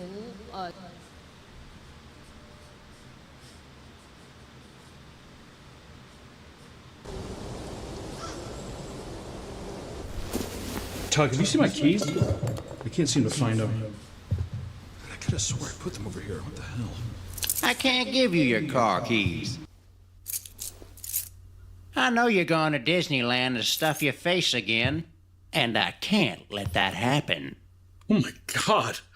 What happened to your face? Did you get stung by a bee again? Not this time, Hunter. I've been looksmaxing. God damn, I look good. Oh, fuck. Oh, shit. What is looks maxing? It's the science of maximizing your looks. The only social currency is physical beauty, and right now, you're broke. Tell 'em, Clav. Yeah, so you have prey eyes, negative canthal tilt, and too much fat in your face, giving you the appearance of a French bulldog. Oh my god, seriously? You couldn't mog anyone in your condition. Yeah, well, at least I don't have giant testicles growing out of my neck. I've been nutmaxing. It's an evolutionary peacocking method for picking up girls. Oh, damn. Huh, I should try that. Whatever, man. I don't have to listen to you guys, okay? My friends say it's not about what's on the outside, it's about what's on the inside. I mean, they're some of the most well-adjusted people I know. What's taking so long? If we don't hurry, Disney's gonna run out of mobility scooters. Who in the hell are you guys? We're the plus-size park hoppers. We range from 2X to 5X. I've never seen Foyd's fat max at this level before. I'm disgusted. You know, we go to Disney World to see if we can fit on the rides. I mean, we never can, but maybe one day they'll make the rides bigger for us. It's fun to dream. Look, girls, I fit on this ride. Whippy! Yeah! That's awesome. I still can't fit on that one. Get out of my chair, piggy. No way. Tugboat! You can't say that about her. Bend! Bend down! Don't worry, Tug. She'll get out of your chair once she realizes she's being mogged. Mug? I love that root beer. Oh my God, it's my favorite. My doctor said my blood is 80% root beer. That's exciting. No, I said I'm mogging you. Yeah, he's frame mogging and status mogging you. Can't you feel it? Yeah, can't you feel it? I can hear my heartbeat when it's quiet. Oh my God, me too. I said I'm mogging you. I said I'm mogging you! Oh my God! Are you okay? Oh boy.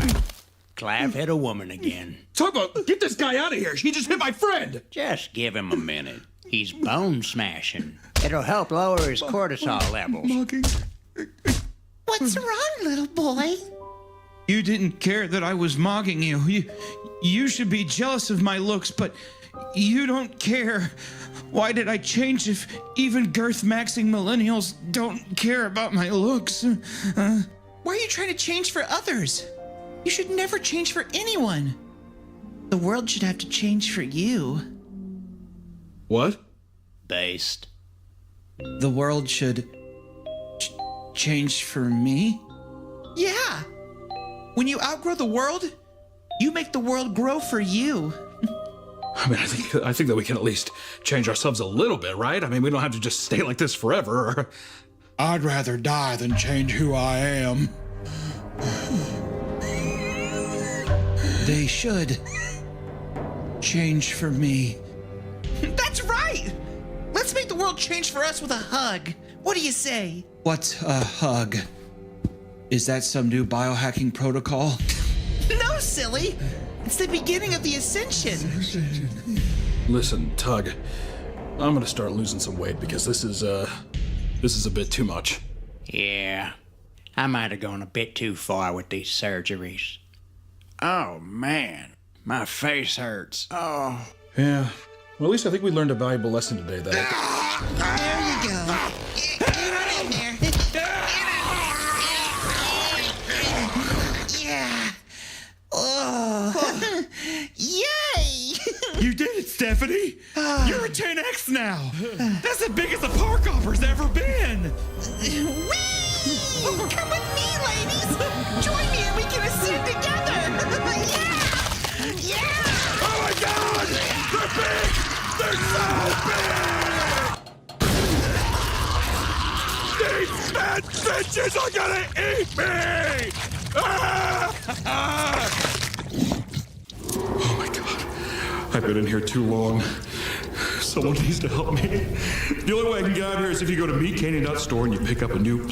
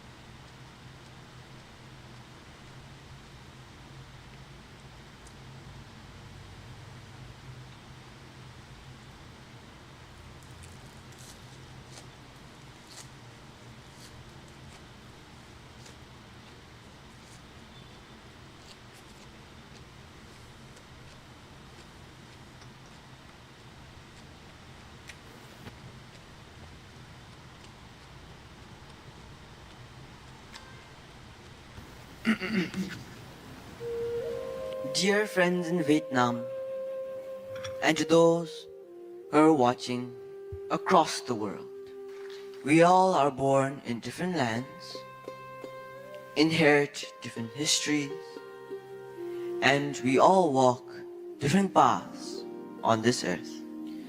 Yet, we all carry unseen burdens, unspoken hopes, and one singular human question. Why are we here? There are some days that feel gentle, some days that feel heavy, some days that are filled with confidence. There are some days that are filled with self-doubt. There are some days where the future seems far away. If you are in this situation, always remember, where there is darkness, there will always be light. Beneath every language, every belief, every cultural or political division, there will always be something that will never change. That is the human heart. They need to get this kid in contact with me. They need to have him come and stay out here with me in Vietnam for a couple months, a couple years, and then we'll be ready for the revolution. The capacity to feel, to understand, to care. This is the seed of awakening and the light we already carry. The Buddha did not only speak to saints. He did not only speak to scholars or monks. He spoke to ordinary people.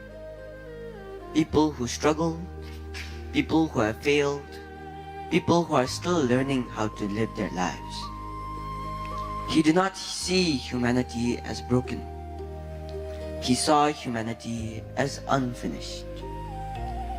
He looked beyond our limits and saw our potential.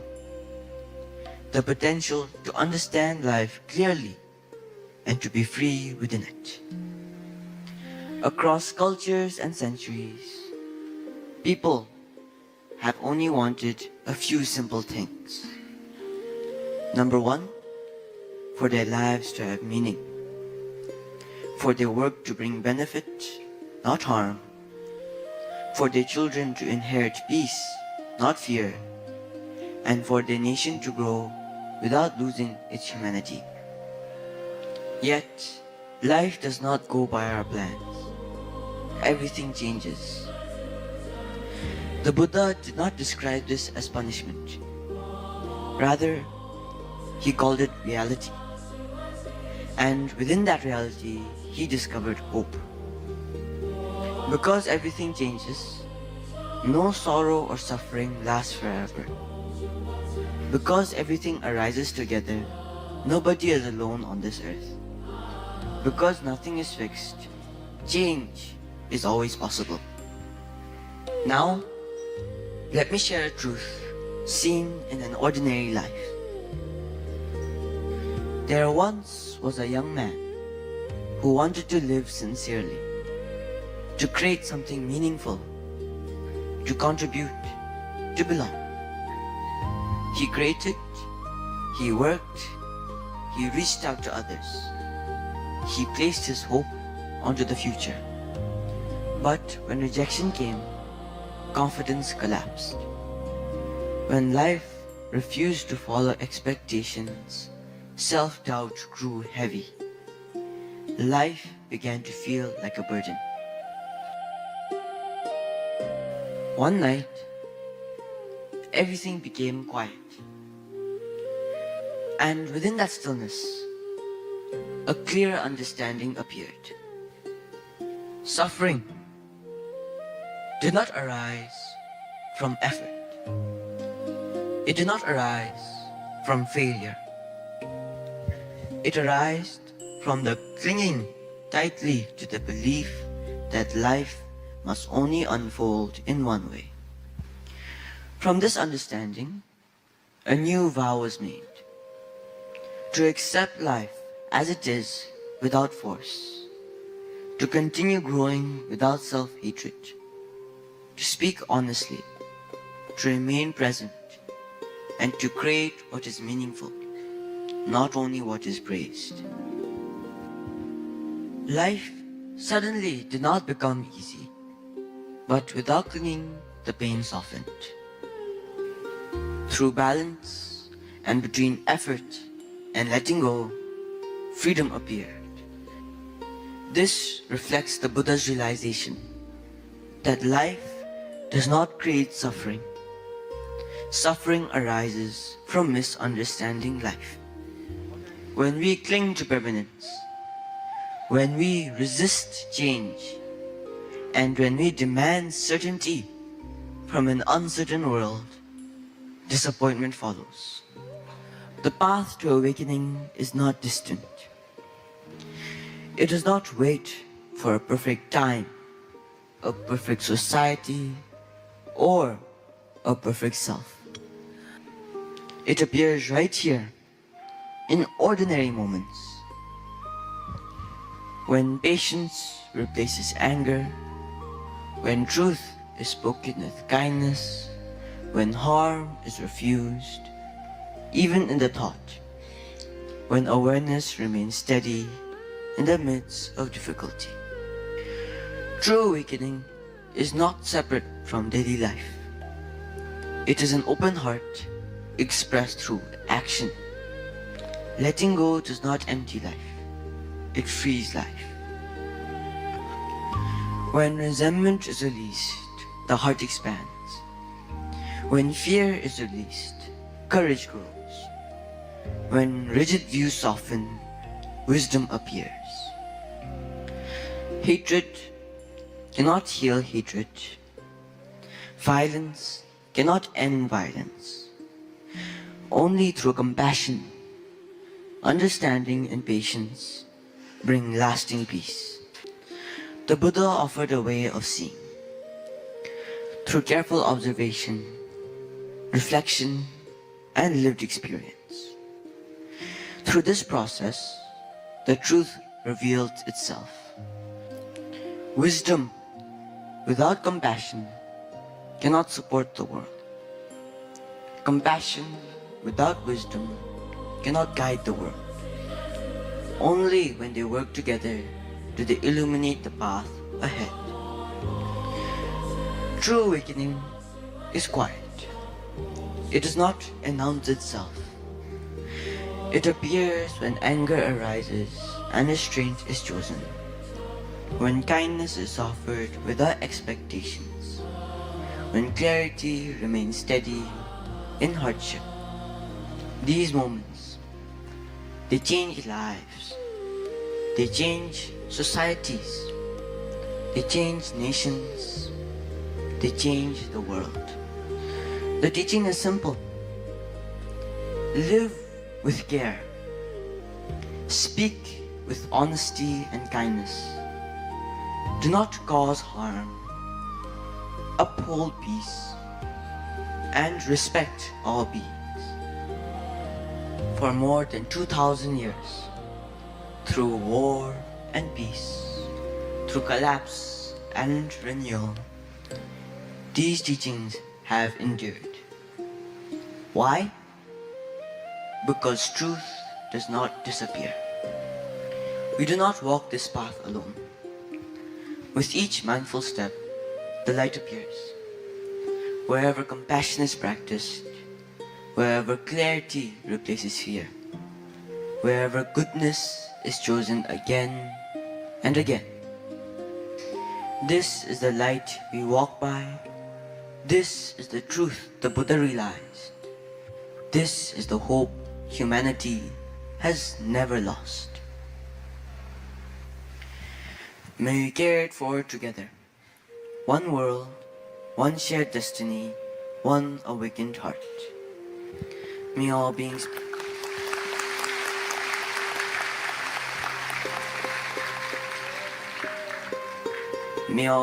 be happy. May all beings be safe. May all beings be free. Thank you. The Avilokiteshvara month, I think it's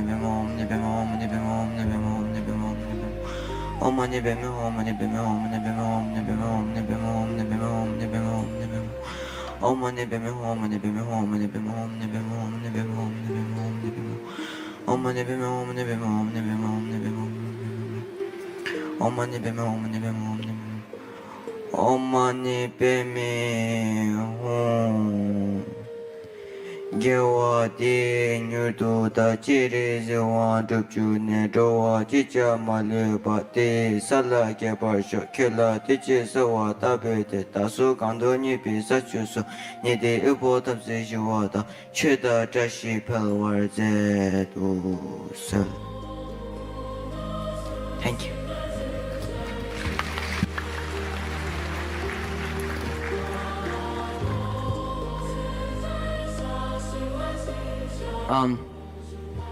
Like she said, this is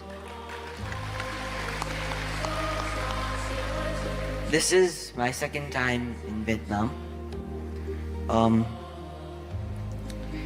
These two trips have left a lasting impression on me. Vietnam is a wonderful country with even more wonderful people. Bhutanese people and Vietnamese people share one thing in common. That is their unwavering faith in Buddhism.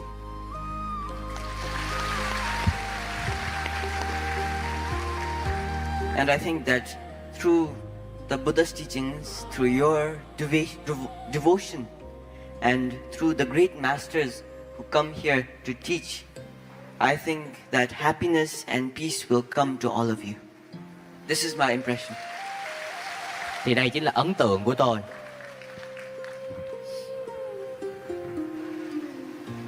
I am not a great master. I am a student, and I continue to learn through my teachers.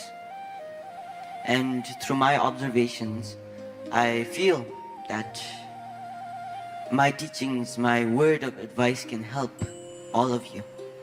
And to the people who cannot come,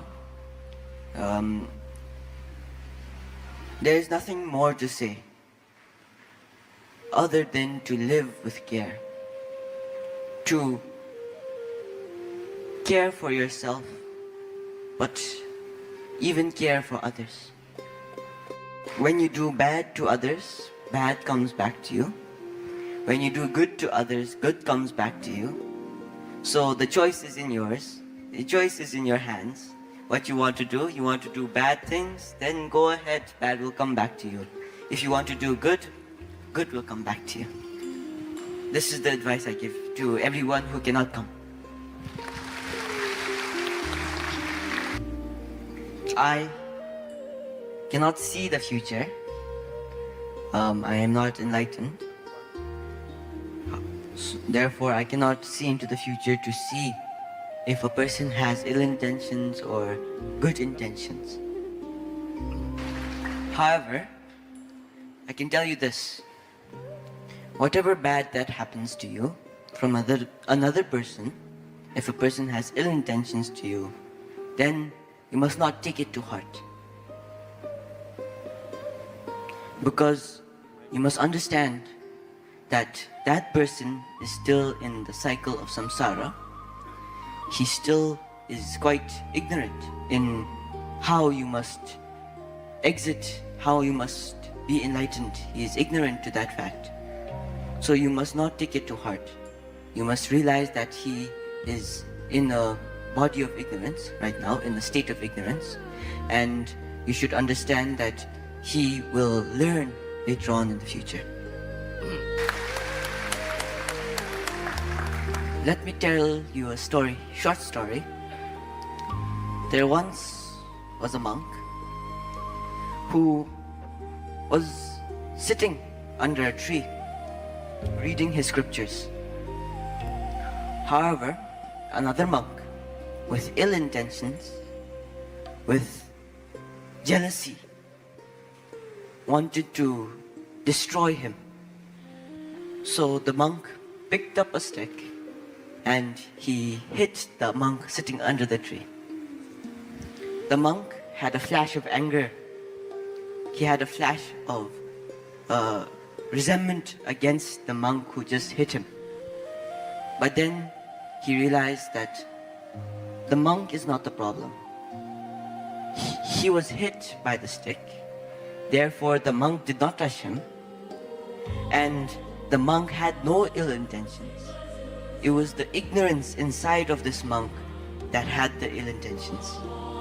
Through this understanding, he forgave, and from then on, he attained enlightenment and became a great master. This is the advice I give to you.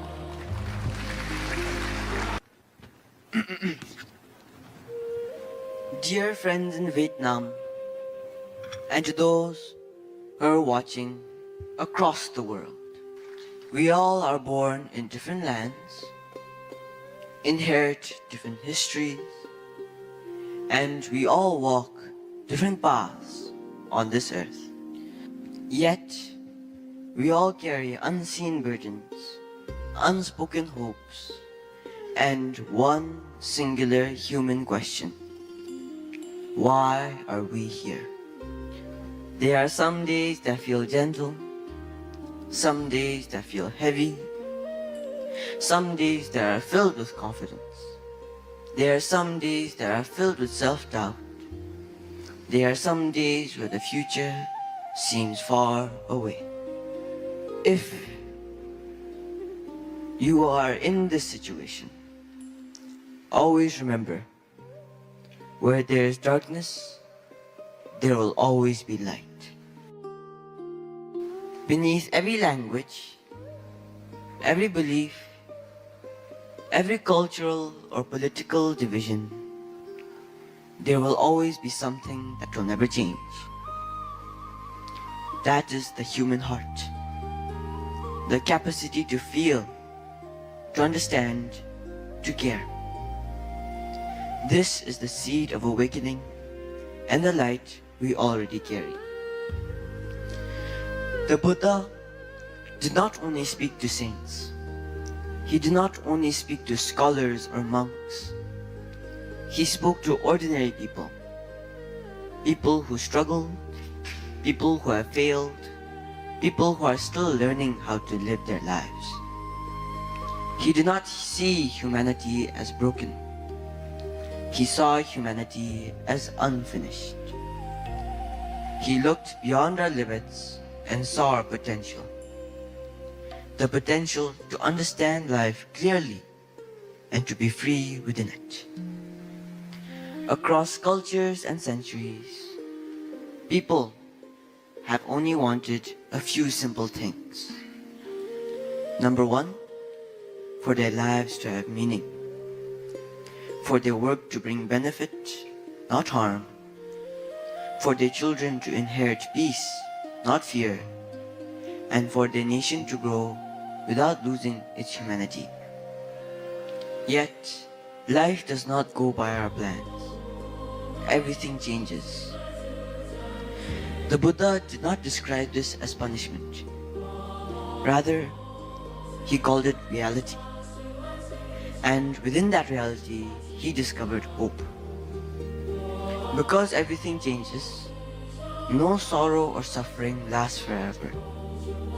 Because everything arises together, nobody is alone on this earth. Because nothing is fixed, change is always possible. Now, let me share a truth seen in an ordinary life. There once was a young man who wanted to live sincerely, to create something meaningful, to contribute, to belong. He created, he worked, he reached out to others. He placed his hope onto the future. But when rejection came, confidence collapsed. When life refused to follow expectations, self-doubt grew heavy. Life began to feel like a burden.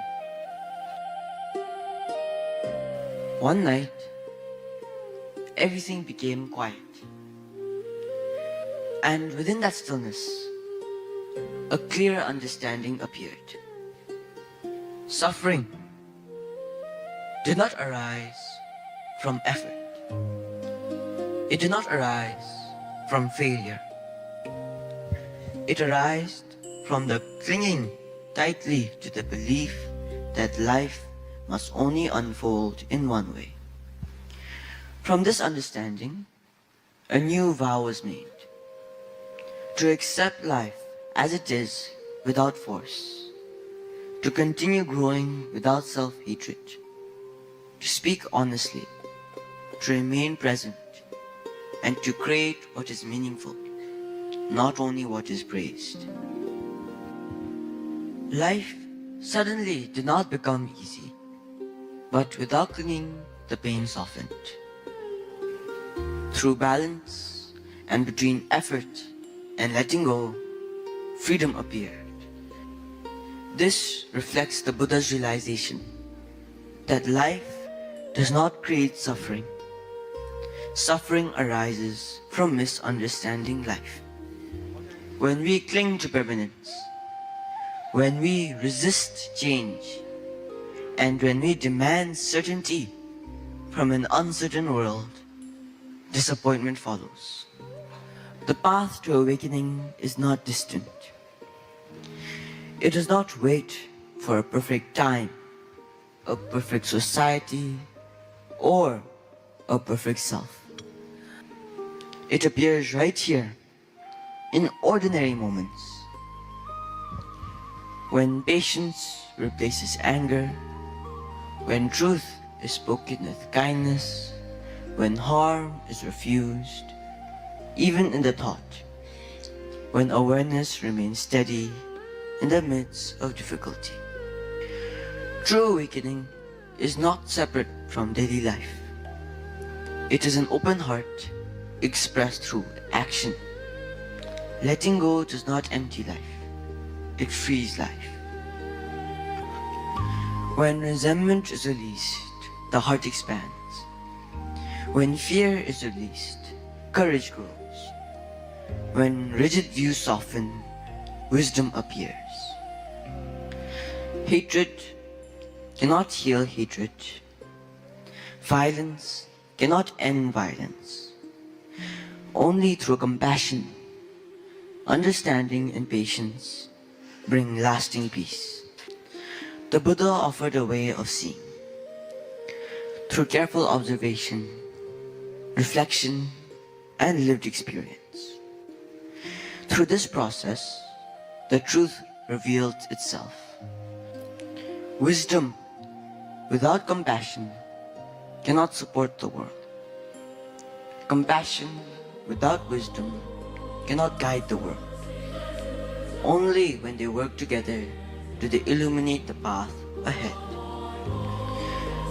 true awakening is quiet.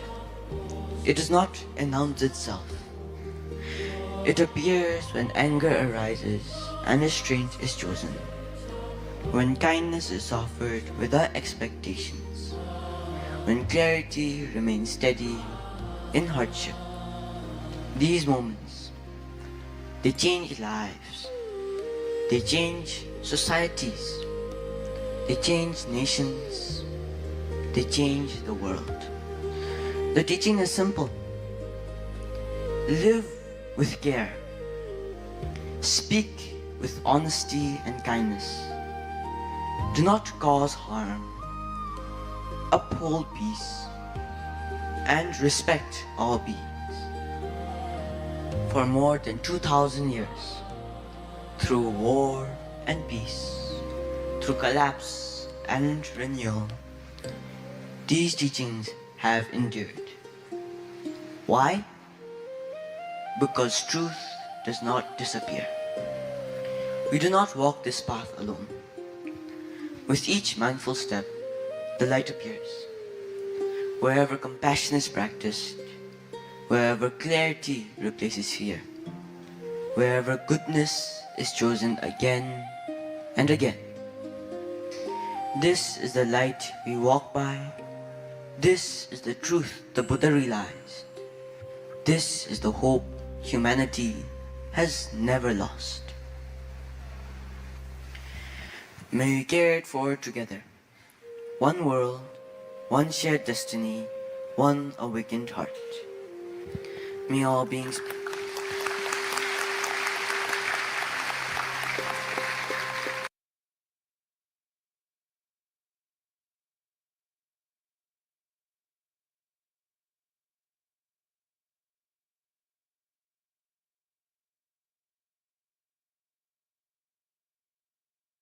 long year ago, Yes. 1,600 just come back again.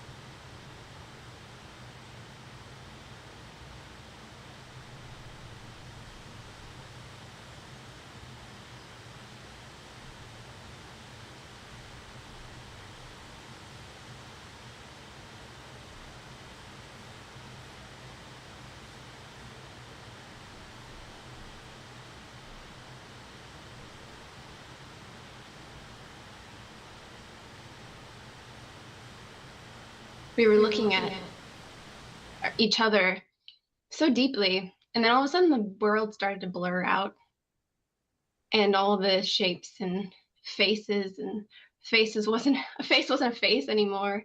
The tree wasn't a tree anymore, and then the bench wasn't a bench. The time had sort of ceased, and we were sort of just like suspended there in this moment. Nothing can hang onto this moment. Like there's no hooks to catch something. I think for me it was, I think I said this to you, that there was always this sort of flow outward of love from me, and I never felt it coming back. And it was like as soon as there was like this switch flipped, and all of a sudden I could feel love going back and forth. It was like open both ways, and there was a general trust and love, I guess I would call it. It felt like just permission to go where I had already damn near almost been. Just like right into the environment, right into everything. Just like, I just want to pinch its cheeks. Like, it's just so fucking lovable. Like, it's so amazing, and it's so simple and so innocent. Any real teacher would tell both of these people to detach from those experiences and instead this guy, Angelo DeLulu, is saying, those are so great, those are so good, you guys are the smart guys, you guys are the good guys, the ones that get it. It's totally wrong. Absolutely wrong. And keep in mind, these are just random people that were staring at each other or staring at a tree, and their vision started to fade out and they had an experience. Means nothing. Means absolutely nothing. But in this Get It cult that Angelo DeLulu has founded, this is what it's all about. I mean, it's absolutely ridiculous. It's absolutely nonsense and absolutely ridiculous. It's great that those people had an experience like that. I mean, great. You saw a tree, you felt love. You know, see, this is the difference between me and Angelo. Angelo is an anesthesiologist, which means he has unlimited access to nitrous dioxide. I have a very limited access. I'm not even interested in that anymore. I went through that phase. But Angelo has created this cult that, I mean, I wouldn't be surprised if this whole thing wasn't a front for his nitrous dioxide business, where he's supplying these people with nitrous dioxide. I mean, that is totally wrong, nonsense, sycophantic, parasocial garbage. And doesn't mean anything. And he's using this to advertise his cult and advertise this get it culture.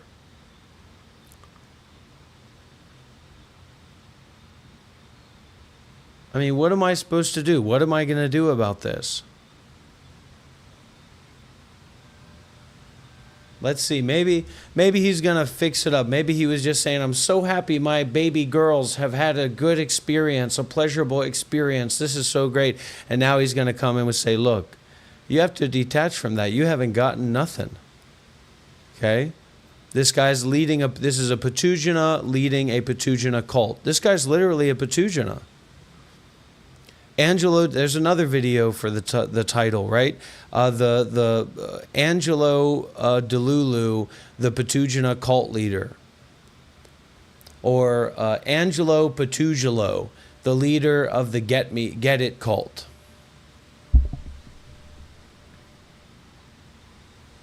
But it's also not happening for someone. It's not for anyone. It's not here to blah, blah, blah, blah, blah. Right, you're right. Yeah, we totally get that. Yeah. Absolute nonsense. Doesn't mean that a donkey's clock isn't right twice a day, because it is. You know, it's not happening for anybody. Then why are you telling them you want to pinch their chinks because they have this experience that they think is special and important? It's a non-dual boofing match is what it is. Angelo Patugina, leader of the Get It cult. You know, once we have our team, once we have our meditation center and everybody's here, you know, then we can just go into producing these kind of videos. But everybody knows I'm very busy. make you feel special or be because all that is just separation. It's all an illusion. There's none of that happening. Like I perceived myself like the main character, and then I realized I wasn't even. I was like an extra, yeah, like in the background or the stage itself, or the stage and the extras. I love it. I love it.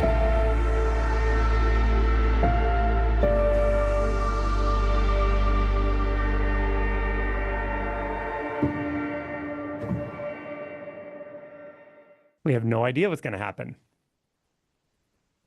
None whatsoever. I'm not even sure I know what's happening. That's a very good way to put it. Yeah. What is happening? What is actually happening? And remember, everybody, the only thing worse than punching down is punching up. So we have a little bit of fun, but as Lil Baby said, it's bigger than black and white. It's a problem with the principles and practices. So, don't put too much nitrous in your pie hole as we look at these kind of things, because you could just see him as a therapist or something like that. People are smiling, people are happy. So what's wrong with that? And how could we know what's happening? I'm not sure we can, because the mind will make a snapshot, but it's already in the past. Gone. Yeah. But it feels like, even though I can't know what's happening in a conventional sense through that mind filter, there's a deep felt sense of intimacy with it. There's a deep sense of settledness and okayness. And it feels like, I could say like flow or flux, but there's no sense of separation from it, actually. Yeah. I did feel that was one of the most interesting parts for me, was that feeling of trust in not a conventional sense, but like just an openness that I didn't feel there before. I think for me it was, I think I said this to you, that there was always this sort of flow outward of love from me, and I never felt it coming back. And it was like, as soon as there was like this This is like spiritual pornography, so we're not going to watch that, and not the good kind. So we're not going to watch that video. We'll table that. We'll table that. Keep that title in your diary, in your notebook, Chinath. Angelo Patugina, leader of the Get It cult, leader of the non-duality Get It cult.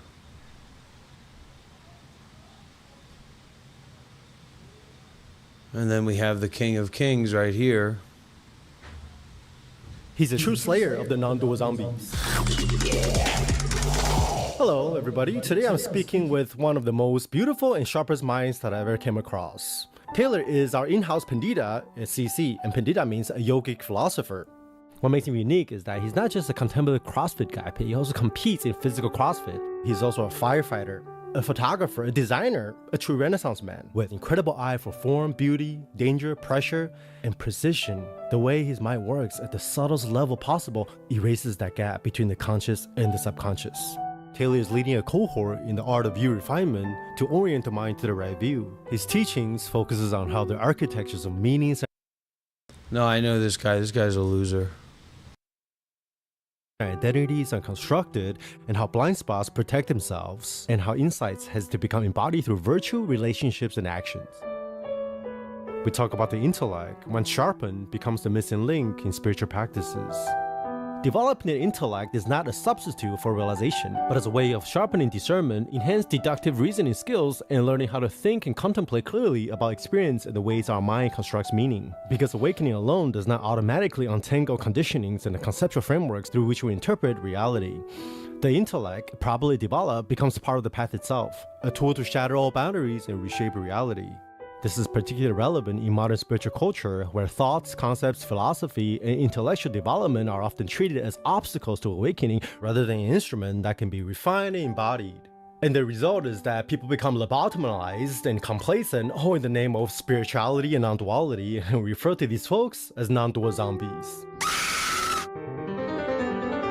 Other ways to describe non-dual zombies are people who are memeing spirituality or pirating non-dual zombie memes that you hear on the internet. Like, oh, there's nothing to do, there's no one here, and concepts are bad. Without realizing that you're conceptualizing about having no concept and not unexamined views.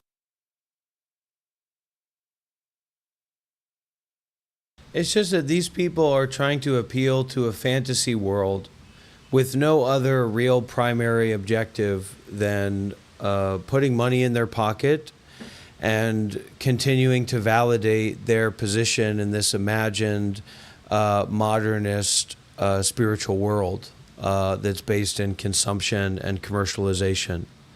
And it's an absolute travesty. And it's you know, there's nobody that's a bigger threat to these guys than when Dr. Rob grows out his ponytail in the back and in the front, and is wearing his artist's frock T-shirt and shows up and says, "Look, we're not doing this here."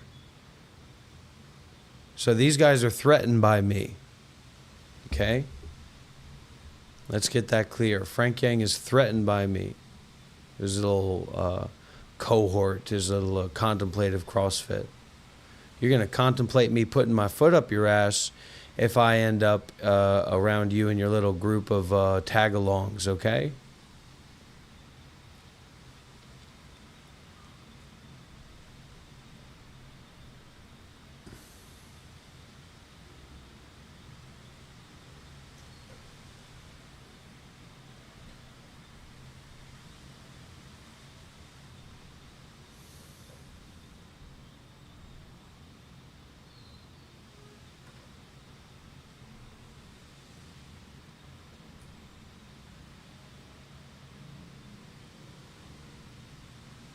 Okay, so this is rather a big subject, and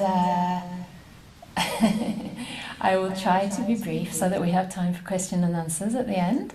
But I titled today's theme Accepting the Unacceptable, and that's not because we need to accept injustice and the kind of climate devastation and other atrocities we see happening around the world, but that the path to healing and compassionate action does begin with being able to meet whatever we feel.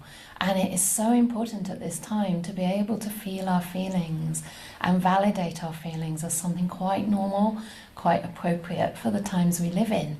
And of course, there's not only terrible things happening, there's also a lot of good. So I wanted to give a little bit of perspective on this today and talk about perhaps some ways that we can actually cope with the climate grief and destruction that we're facing, also the political climate, which is increasingly chaotic and divided, and find a way to continue to really meet and respond to the world with compassion, without burning out and without shutting down, without turning off, without being in denial about the situation. And to understand, how the Buddha's teachings can help us with this. Because obviously the Buddha's teachings are incredibly profound. And even in the Buddha's day, there were difficulties. They didn't always live at peace, right? There were all kinds of different kingdoms that were fighting each other, and there were, bloodbaths a lot of the time. There was a lot of animal sacrifice. There was a lot of casteism, even gender discrimination, which is probably less than we would like to think, because some of that, some of the stuff that you read in the suttas is actually probably later additions, but on the whole the Buddha was incredibly inclusive, and you could actually say he institutionalized inclusivity in his creation of the Sangha. So today I wanted to talk about 4 main areas. Each one is a little bit chunky, so I'll be fairly brief and leave it to questions to flesh out.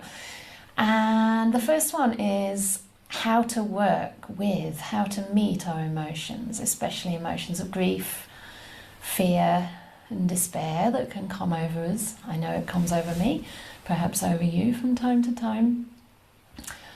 The second one is how to remain hopey. Ajahn Pansante says, don't worry, be hopey instead of be happy. So if you lose hope, you're a hopeless case, and we don't want to become hopeless cases, because then we can't help anybody else. The third is how to act from that place of compassion, and how to choose our areas really of activism, or where to invest our energy when there are so many urgent crises in the world.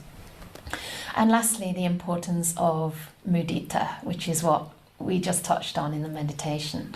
How to practice in a way that also includes the good that's happening in the world as a balance, because the Buddha did talk about 4 Brahma Viharas, right? There's metta, loving kindness, which is general and universal to all beings who are basically okay. But when their suffering is very heavy, when the suffering is the predominant emotion someone's going through, then compassion becomes much more appropriate It's not really appropriate to say to somebody who's grieving, may you be happy. I'm not happy, I'm grieving. Can't you see that? So may you be free from suffering, or may you learn to hold this suffering with kindness and care is more appropriate there. But then if we always focus on that, it can be a little bit heavy unless we're very, very skilled. And so the Buddha also taught mudita, which is learning to rejoice in the happiness that people experience and in the goodness that people are doing in this world. And this helps put everything in perspective. Yes, there's some terrible things that you could call evil actions, right, happening in the world. There always will be, and it's always what's reported. The other stuff's not reported really, right? It doesn't sell. And that distorts things, because I actually believe there's far, far, far more good happening every moment in this world, and we tend to overlook that. And then lastly, the equanimity that sees the whole picture and realizes that cause and effect will run its course. And in the end, no matter what our intentions, we do our best. We do our best through loving kindness, compassion, and mudita. But eventually we have to just accept that this is the way things are. So this comes later, right? Acceptance doesn't happen at the beginning. Acceptance happens kind of as a consequence, or as a kind of maturing of our beautiful intentions to act and to help. And it gives us a rest in a way. It gives us a place to just cool off before we then re-engage. Yeah. So the Buddha didn't spend the rest of his life after enlightenment just chilling out on a deck chair. We can do that in our meditation for a bit, right, to get restored.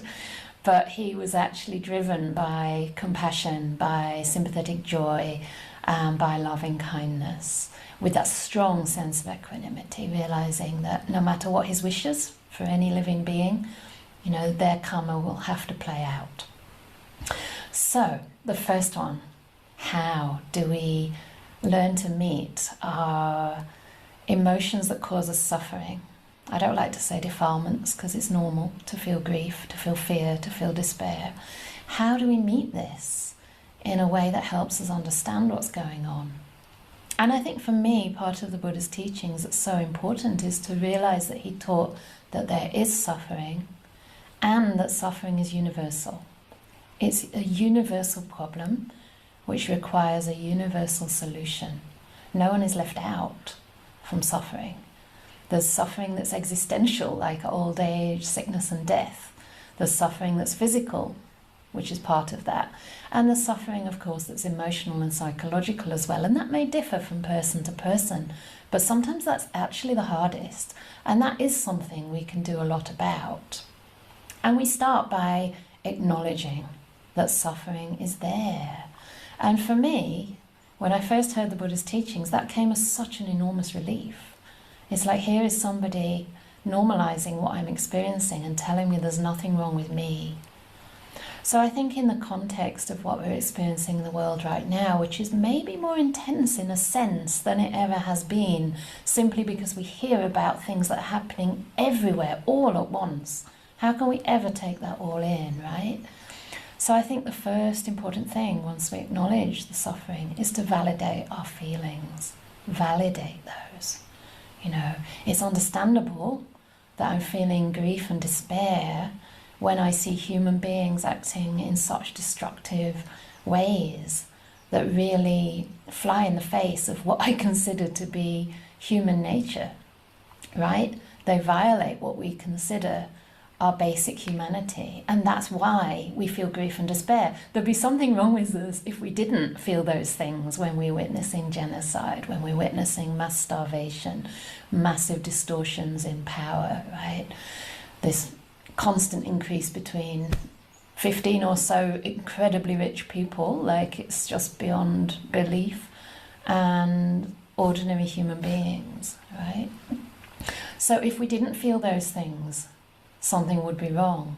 So please normalize those emotions that arise for you, and when we can, when we're in a position to do so, when we feel safe, when we feel we're in loving community, or we have a moment to ourselves, we can gently turn towards that pain.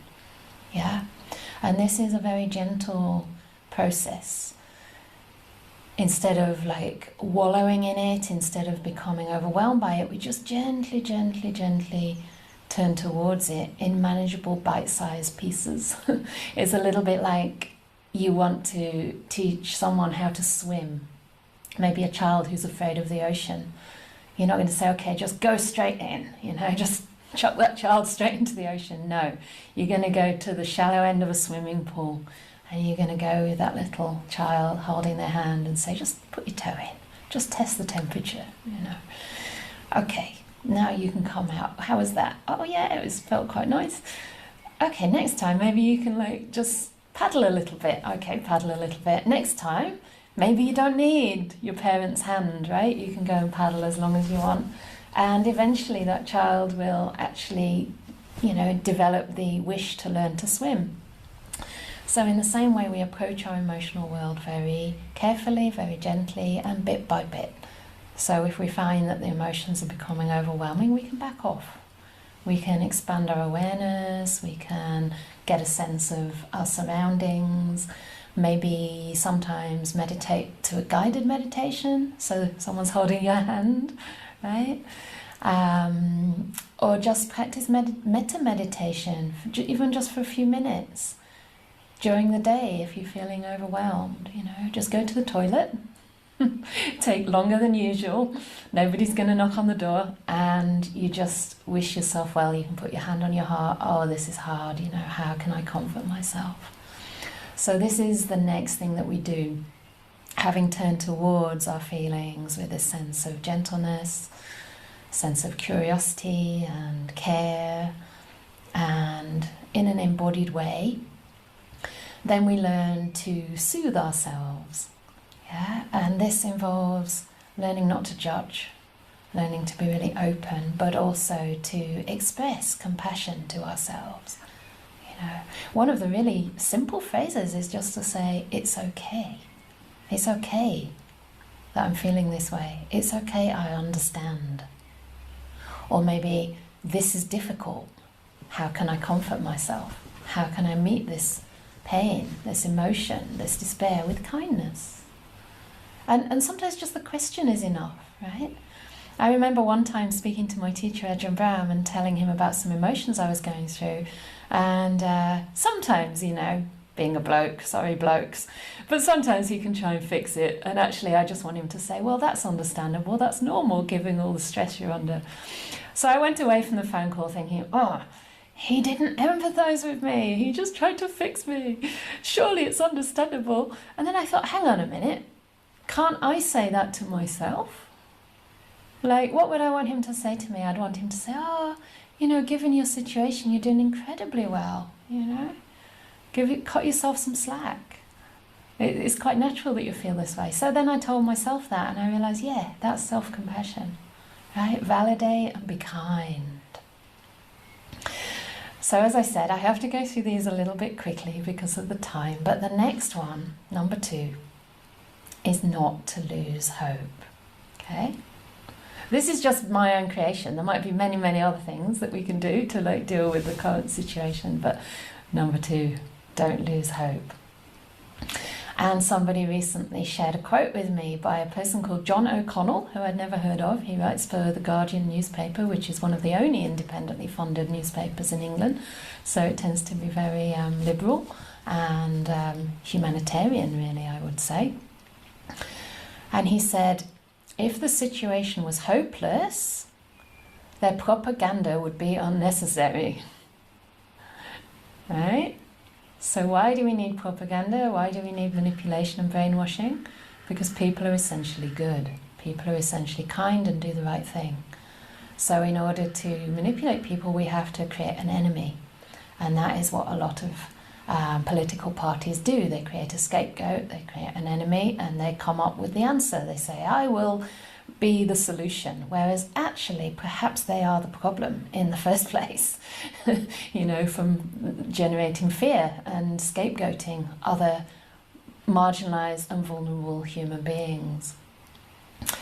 So to realize that sometimes these leaders need to shout loudly because actually there are so few of them and their message is so obnoxious right? That's why they need to shout and say outrageous things, yeah, just to get attention, because it's not the way most people think. And it's coming from delusion, right? Delusion as to the causes of happiness and the causes of suffering. The Buddha said that beings are blinded by delusion and fettered by craving. Another translation could be crippled by delusion. And Ajahn Brahm likes addicted to wanting.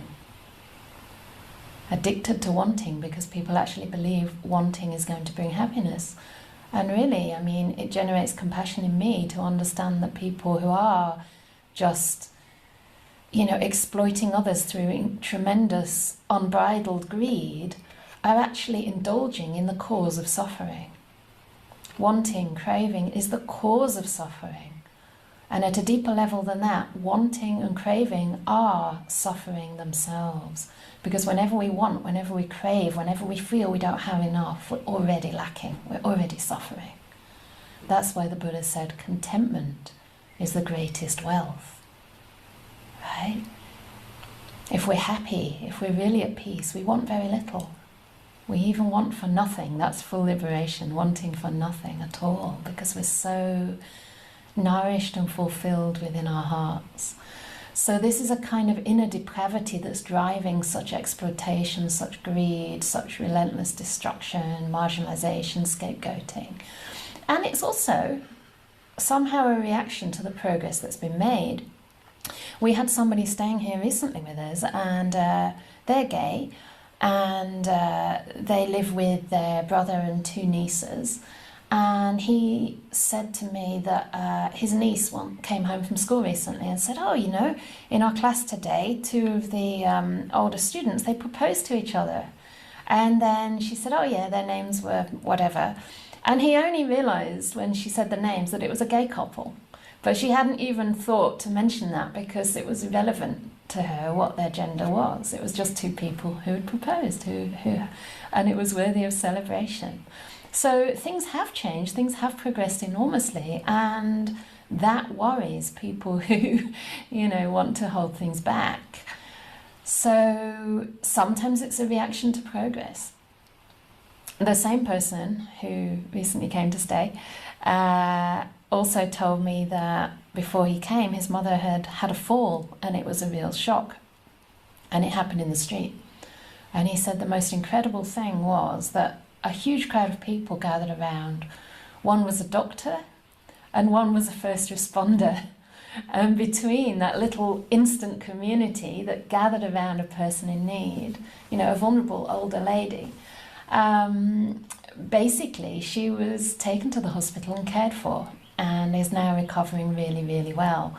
And this is the reality that, most people that we meet on a day-to-day level in the street or wherever we are will help if you ask them to, and sometimes without even asking them to, right? So we mustn't lose track of this. I have a book upstairs, which I haven't managed to get to yet. I think I read half a chapter or so. It's called Humankind. Has anybody heard of that? Maybe one to recommend for these times of, despair. And it talks about in there how sometimes the greater the crisis, the more kind and socially minded people become. I always remember being surprised that one of the most charitable countries in the world is Myanmar. And I don't know if you know, I was born as a monastic in Myanmar, so that's my monastic birthplace in 2004, then 2006. 2004 was a temporary ordination because I was still studying at that time. And, they have lived under military rule and oppression for decades now. And the healthcare system, the education system is the most underfunded in the world. I think it's less than 1% goes on both. And yet when there's a crisis, like when I lived there 2007 or 8, there was the cyclone Nargis, and something like 200,000 people at least were killed. It was underreported. Most of the attention was on Thailand and other places, but Myanmar was the worst hit. And people would just literally wade through mud to get to areas of devastation with basic things like underwear and sanitary protection. You know, and there were all these like little mobile clinics came up all over the place, like people from the cities literally walking there through mud fields and, you know, complete devastation, and taking all these requisites, doing like little kind of grassroots fundraisers in a country that's incredibly poor. So people just pooled together, they really networked. And this is something we all can and hopefully will do should this ever happen. Maybe that time is now, right? The importance of community is now, I think. So there's another sutta in the Majjhima Nikaya number 8 called Effacement. And I like this also very much, because sometimes when we see people being cruel, we think, oh, how can they be like that? That's terrible. And we become very negative and very bitter in a way. But in this sutta, it's so simple. The Buddha's basically saying, think of it this way. Others will be cruel. I will not be cruel. Others will act with ill will. I will act with loving kindness. Others will be difficult to admonish, right? Some people you can never talk straight to. I will be easy to admonish. So sometimes we can take bad examples and determine to be the opposite. You know, even when we see things that are terrible, we can take that as an example how not to be, right? And determine to bring the opposite quality into the world. So in that way, we don't have to judge a person. We just look at the behavior. Okay, cruelty feels like this, looks like this, sounds like this, and has this effect. How does non-cruelty look and sound? How does love, how does mercy, how does care for the vulnerable and marginalized look? How would that manifest itself? How can I bring those values forward? So instead of being disheartened by what others do, we take autonomy and agency to be different. Another little thing I wanted to just quickly go through was how do we know who to listen to? Okay, when everybody's shouting and everybody's kind of vying to be heard or voted for, how do we know what to do? Because we're all subject to delusion, right? And a very simple principle is look for people who have basic ethical integrity and a sense of humility, right? It's that willingness to listen to the other side, to another perspective. And their basic ethical integrity should be proven over time. Don't listen to people's promises. Look at their actions and behavior. Look at what they actually stand for. And look for solutions that work for all. Again, for the most vulnerable and marginalized members of our society. Mahatma Gandhi said that civilization cares for its weakest members. That's what a civilized society does. Look also for the kinds of people who follow certain movements or political groups. What kind of people do they attract? What kind of values do those people have? And what kind of speech? The Buddha says that speech should be words that are true and beneficial, that are kind, that are spoken gently at the proper time. And what I really like, one of them that I really like, is words that go to the heart, that uplift the heart. Yeah? In other words, is what this person is saying, is the kind of vision that they're putting forward, is their interpretation of the world and of humanity, is it uplifting or is it depressing? How does it make you feel? You know, and you can feel that in an embodied way, right? Does it lead to a sense of ease and expansion and softness and openness to others? Or does it lead you to feeling afraid, contracted, closed down? Try not to listen to people who seem to be in it for the power, okay? Or who demonize and scapegoat others as a kind of distraction technique. As I said, you know, far-right political parties tell a very scary version of the world, right? And they pretend they have the solution, but the solution can never be hate, can never be division. This is no solution. The Buddha taught that suffering is universal. The solution must be universal too. It cannot exclude. If someone's using fear, if someone's using threats, this is a real red flag.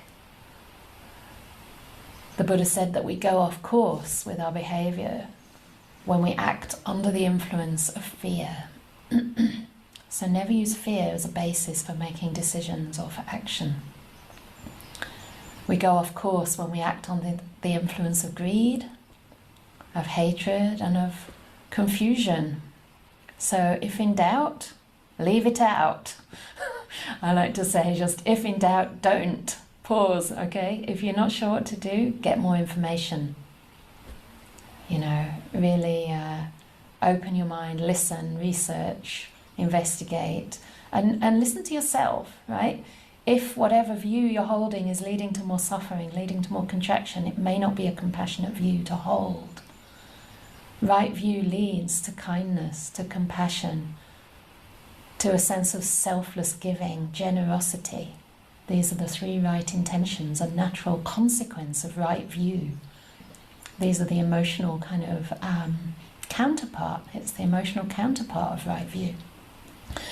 And staying true to one's own values, to what you intuit to be true. This is also important, of course, not when we're in a state of huge confusion, but trusting, you know, in those three right intentions and taking the advice of your spiritual friends. This is very important, yeah?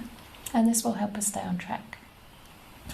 So I have, I think, maybe 10 minutes to go into the last two, which is compassionate action and cultivating joy. So compassionate action is possible when we have learned to process our emotions, as I've described, and to get that sense of perspective, you know where we're coming from.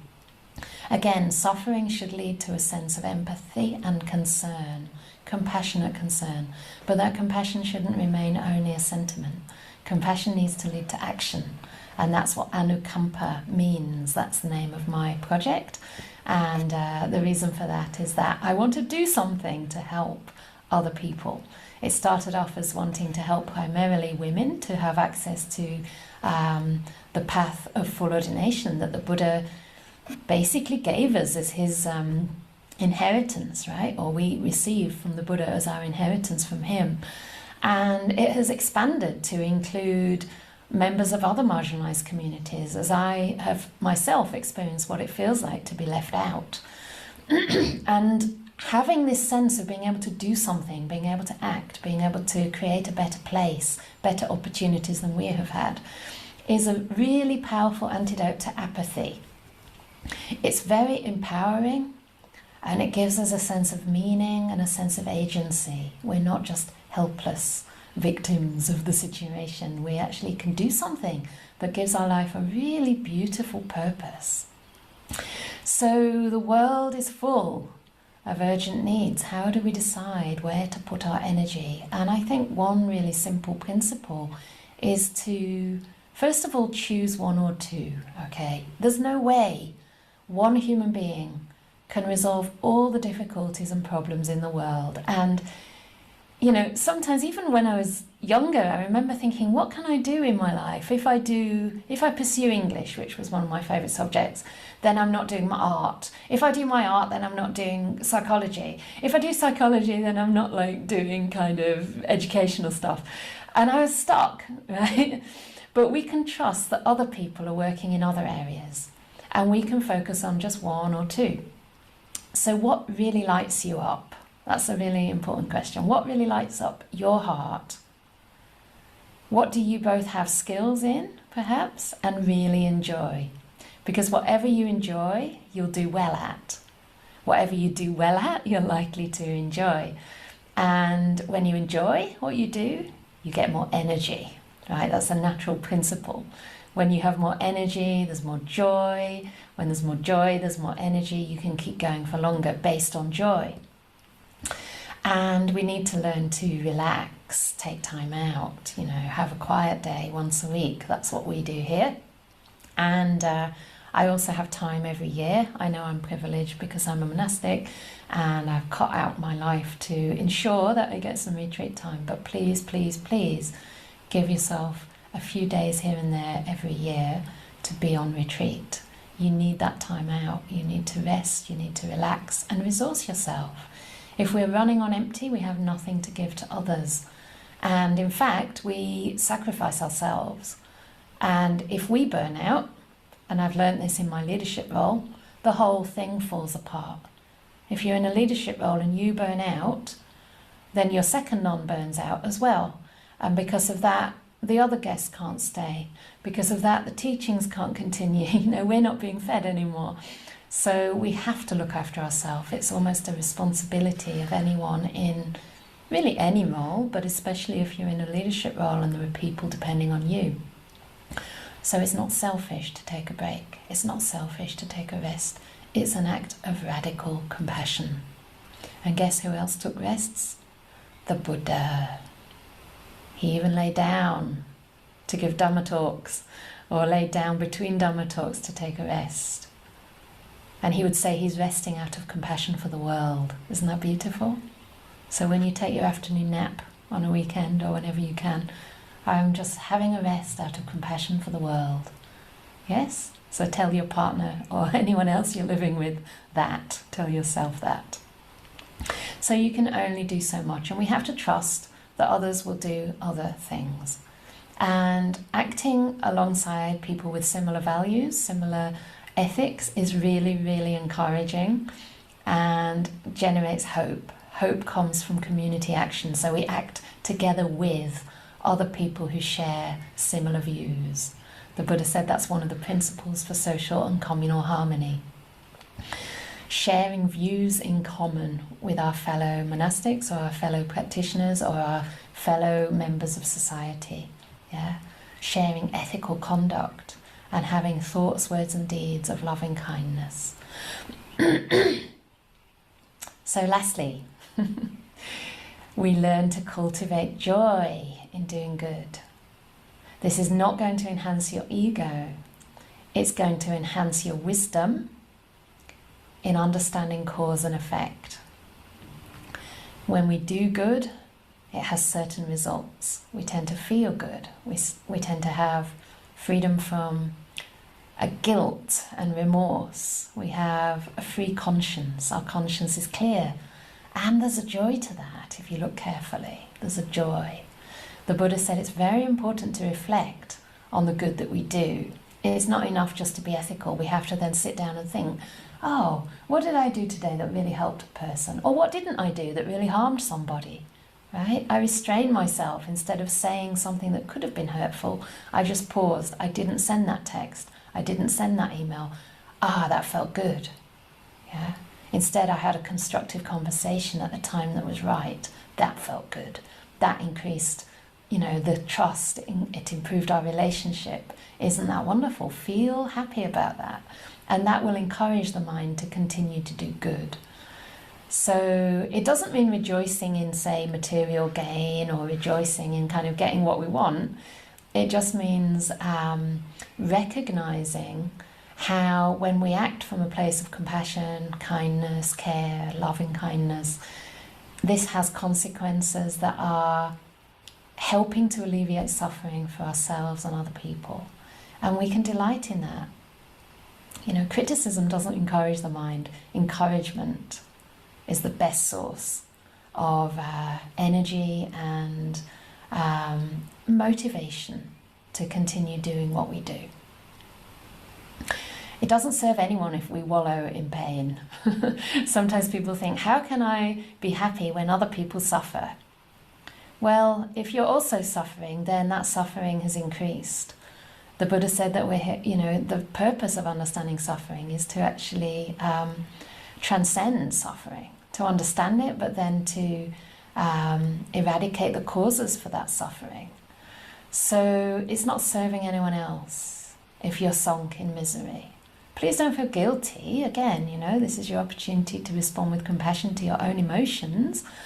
But it's good to feel happy, especially when that happiness is based on ethical conduct and noble intent. Yeah? The Buddha himself, I found a little passage in the suttas recently. He said he's uneasy to going to places where people are disputing. He's uneasy about even directing his mind to those places, let alone visiting. So think about people who are not disputing. Think about people who are living in harmony and happiness, and let that inspire the mind, because then you will be able to move into these difficult arenas of life more readily and without it wearing you down. And think about what inspires you, okay? This is a question I'd like to leave you with really for today. What inspires you? What lifts up your heart? You know, for me, creating opportunities, trying my best, and it's taken 10 years to create opportunities where women who may or may not want to could, in theory, take Bhikkhuni ordination, train to full ordination. It's changed my life because it's helped me increase certain qualities in my mind, in my heart. It's helped me to face things that I was terrified of doing, such as teaching, and do it for the sake of giving, for the sake of perhaps being of benefit to some. And one of the side effects of all of this, which I didn't anticipate, is that by creating a monastery for women to ordain, I've actually created a safe space for many people to gather and share values. And it's a very inclusive space. I've had several people coming here, actually at least one trans person and one non-binary person, who both say that this is the safest space they've been in outside their own LGBTQIA plus communities. It's the most supportive place that they know. Another person who's staying with us now, actually last year, said to me it's the first time she ever really understood what it meant to feel safe. She was brought up in a very abusive family situation, and she's never felt that sense of safety. She's heard people talk about it, but she didn't know what it was as a visceral felt sense. And things like this make me cry, you know, it just melts my heart, and my own tiredness and sacrifice and all the rest is like, fine, I don't care. You know, this is great. If this can help people to this extent, I'm in it. You know, and it takes time to get these kind of results from what we do. We might never hear, I mean, luckily people tell me these things. In many spheres of life, we might not hear the feedback, and that's a shame. But rest assured, you're doing good. If you're a teacher, you're changing kids' lives, you know. You're actually giving them an education that sets them up for life. People still come up to my dad in the street and say, "Sir, it's me, such and such." And my dad's like, "Oh gosh, that was the kid that was really rude." But those kids love him because he was such a beautiful, kind and compassionate school teacher. You know, I tell my mum that what she's done is incredible. She feels kind of let down by the government really, who've undermined the NHS, the National Health Service. But she was working with adults with learning disabilities and setting up all kinds of conditions for them to thrive. And it's just amazing. I mean, she's literally saved people's lives. So think about what you're doing, find meaning in it, encourage yourself, take time to rest, associate with spiritual friends, and remember to rejoice in the goodness of your life and the goodness that is really happening throughout the world. Okay? So this is my little talk for you today, and I would love to have any questions or comments. You might disagree with me, which is absolutely fine, and I'm open to anything you'd like to share. Okay. I love all these little hearts. It's the best thing about emojis, isn't it? Hearts back to you. So who will take the plunge?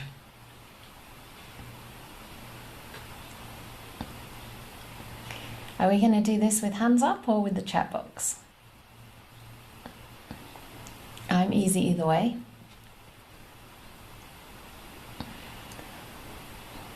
I can see, is Patricia trying to put your hand up? If you wanted to speak, you can unmute yourself if you want to.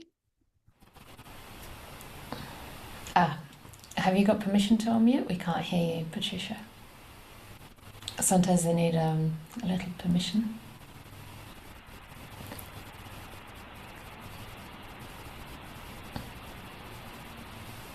Maybe if you could put your question in the chat, Patricia, that'd be great. Can the co-host or the host unmute? Yeah, I think everyone should be able to unmute themselves. If the co-host can press on the three dots, then that usually works.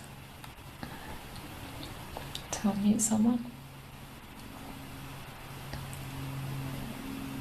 Yay, there we go. Thank you kindly. That was a beautiful talk, and the meditation was so relaxing.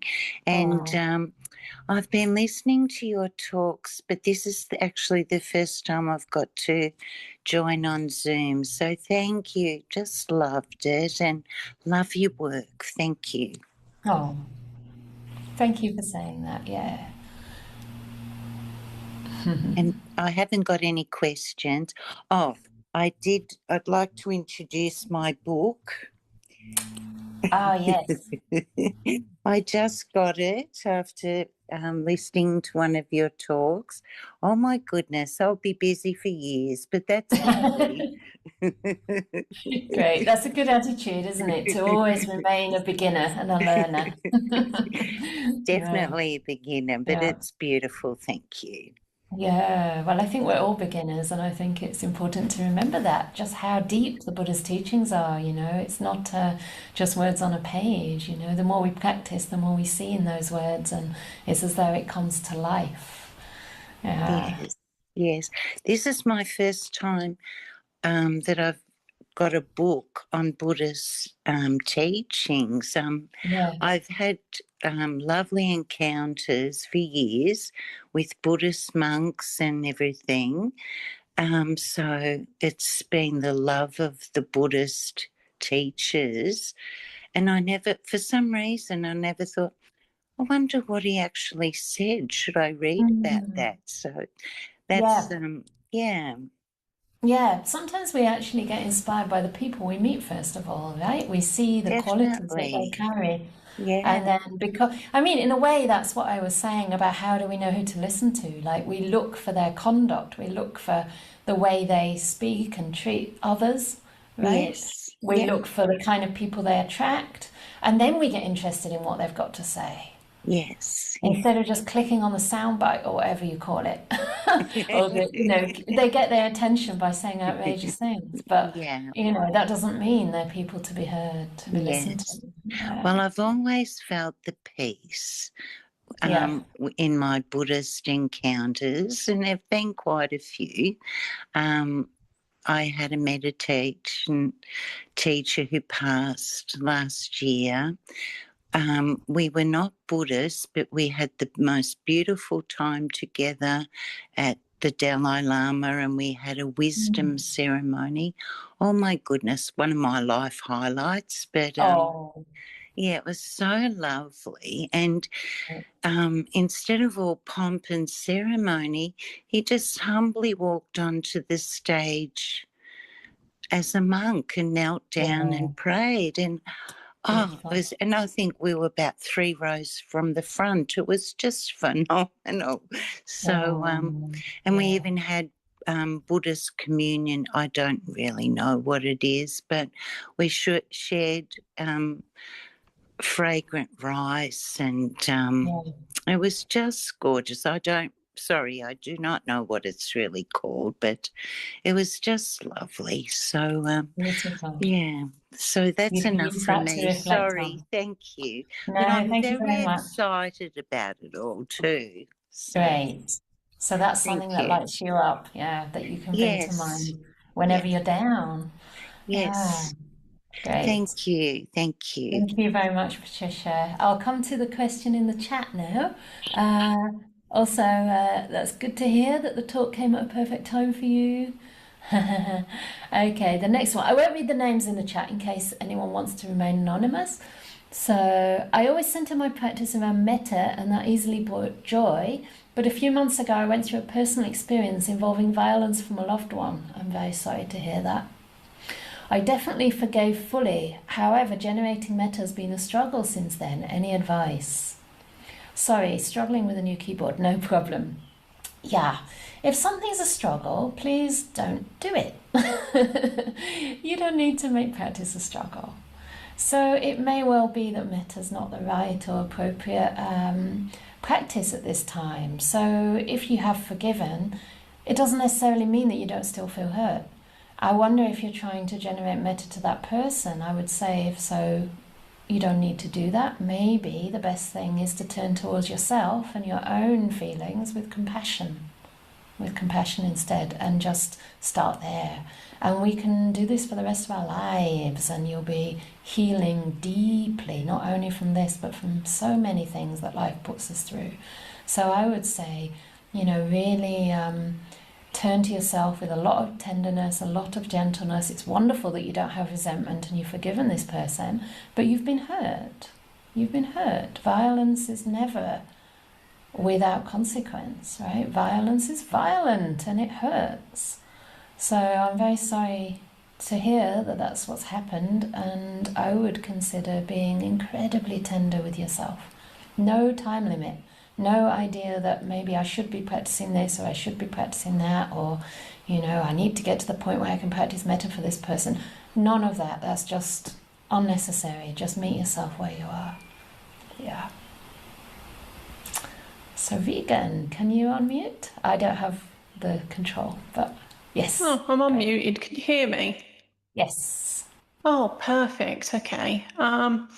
So I find that I tend to get overly emotionally invested in things. So I quite like sticking up for what I think is the right cause. At the moment, I'm trying to save a patch of woods near me that's being destroyed. But I find I'm carrying that situation around with me a lot, and it's a lot of anxiety. But it's not, it's not so much the people involved or anything like that. It's just something that I'm carrying with me. Is there anything practice-wise that you could advise of, or anything, that would help at all? Yeah, you might anticipate that I'm going to say this, but finding ways to just meet that anxiety, honestly, because whatever we do in our lives, whether it's the woods that you're trying to protect, which is absolutely fantastic, very well done, try and rejoice. Whatever we do, we're going to bring our tendencies to it. So if we've got a tendency to get anxious, then anxiety will arise. If it's something we care about, if we have a tendency to worry will arise. If we have a tendency to be invested in outcome, then that will arise.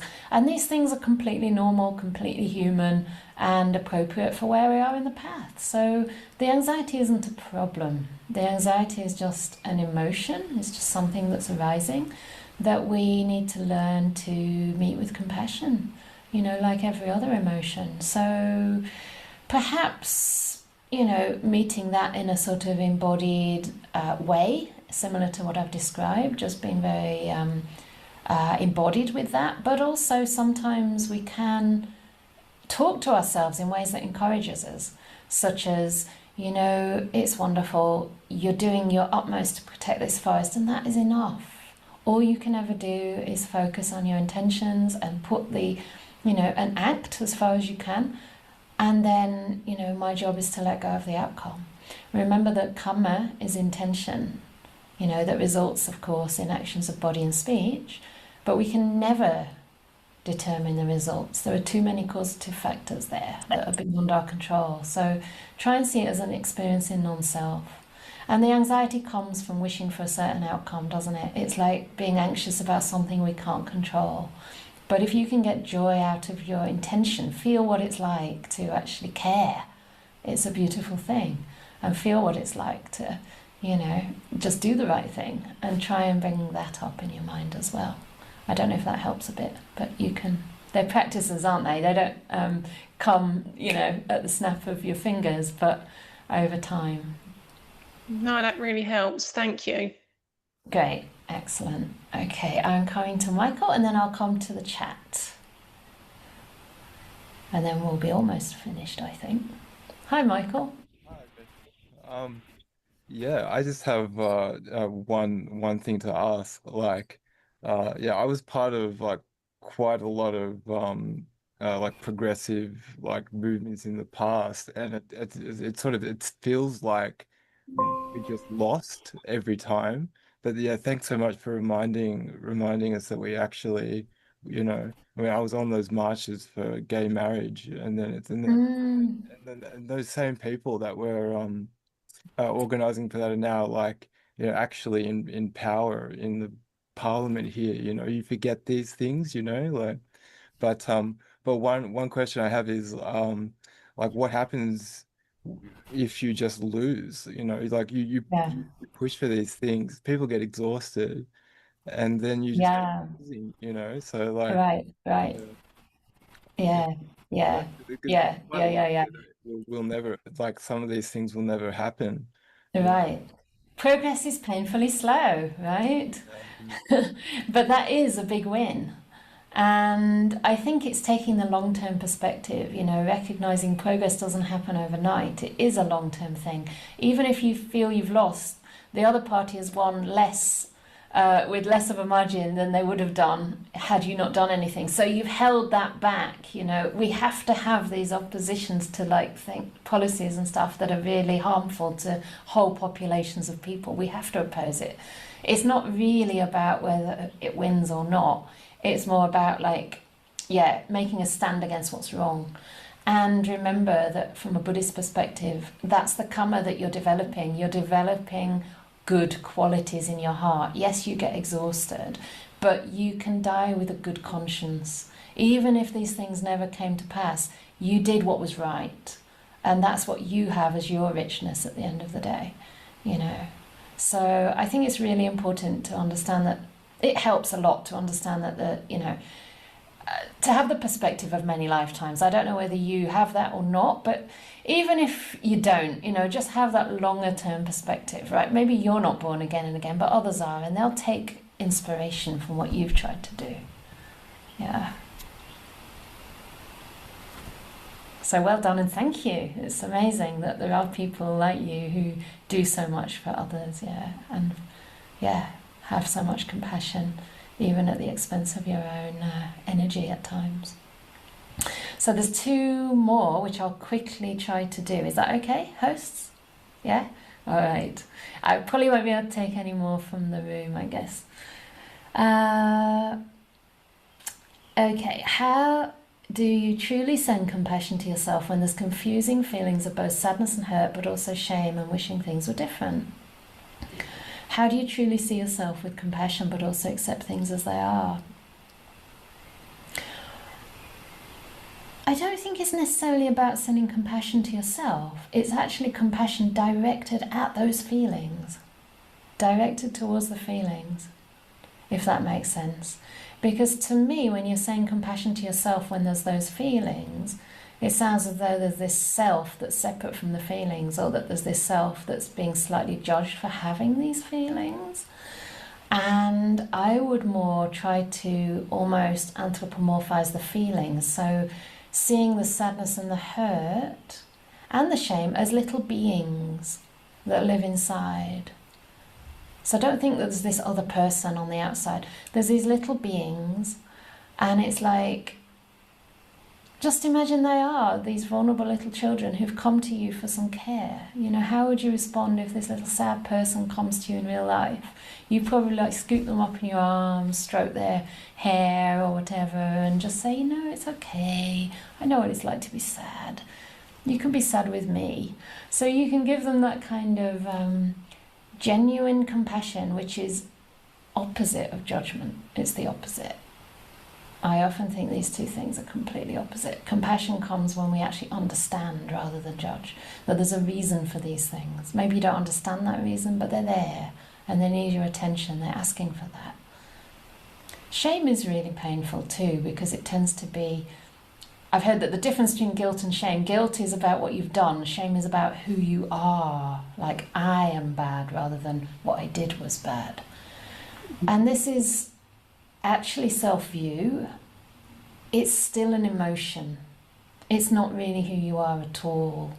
It's just an emotion that's particularly painful because we're so close to it and we've started identifying with it. So if you can, with that shame, to be even kinder and more gentle and patient as well. Remember, we're not being compassionate to make these things go away.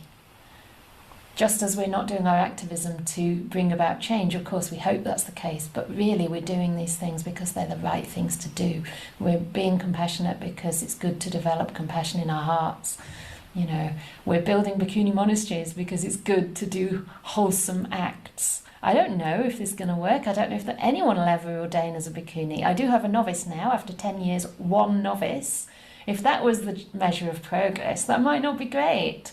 But honestly, to me, it's the fact that this is here and the fact that, you know, progress has been made slowly. And if people wish to, they can. Whether they wish to or not, I don't know. But I've developed the same qualities in my heart regardless. So take anything that arises in your practice, in your mind, whatever afflictive emotions are there, shame, guilt, despair. These are your opportunities to develop compassion.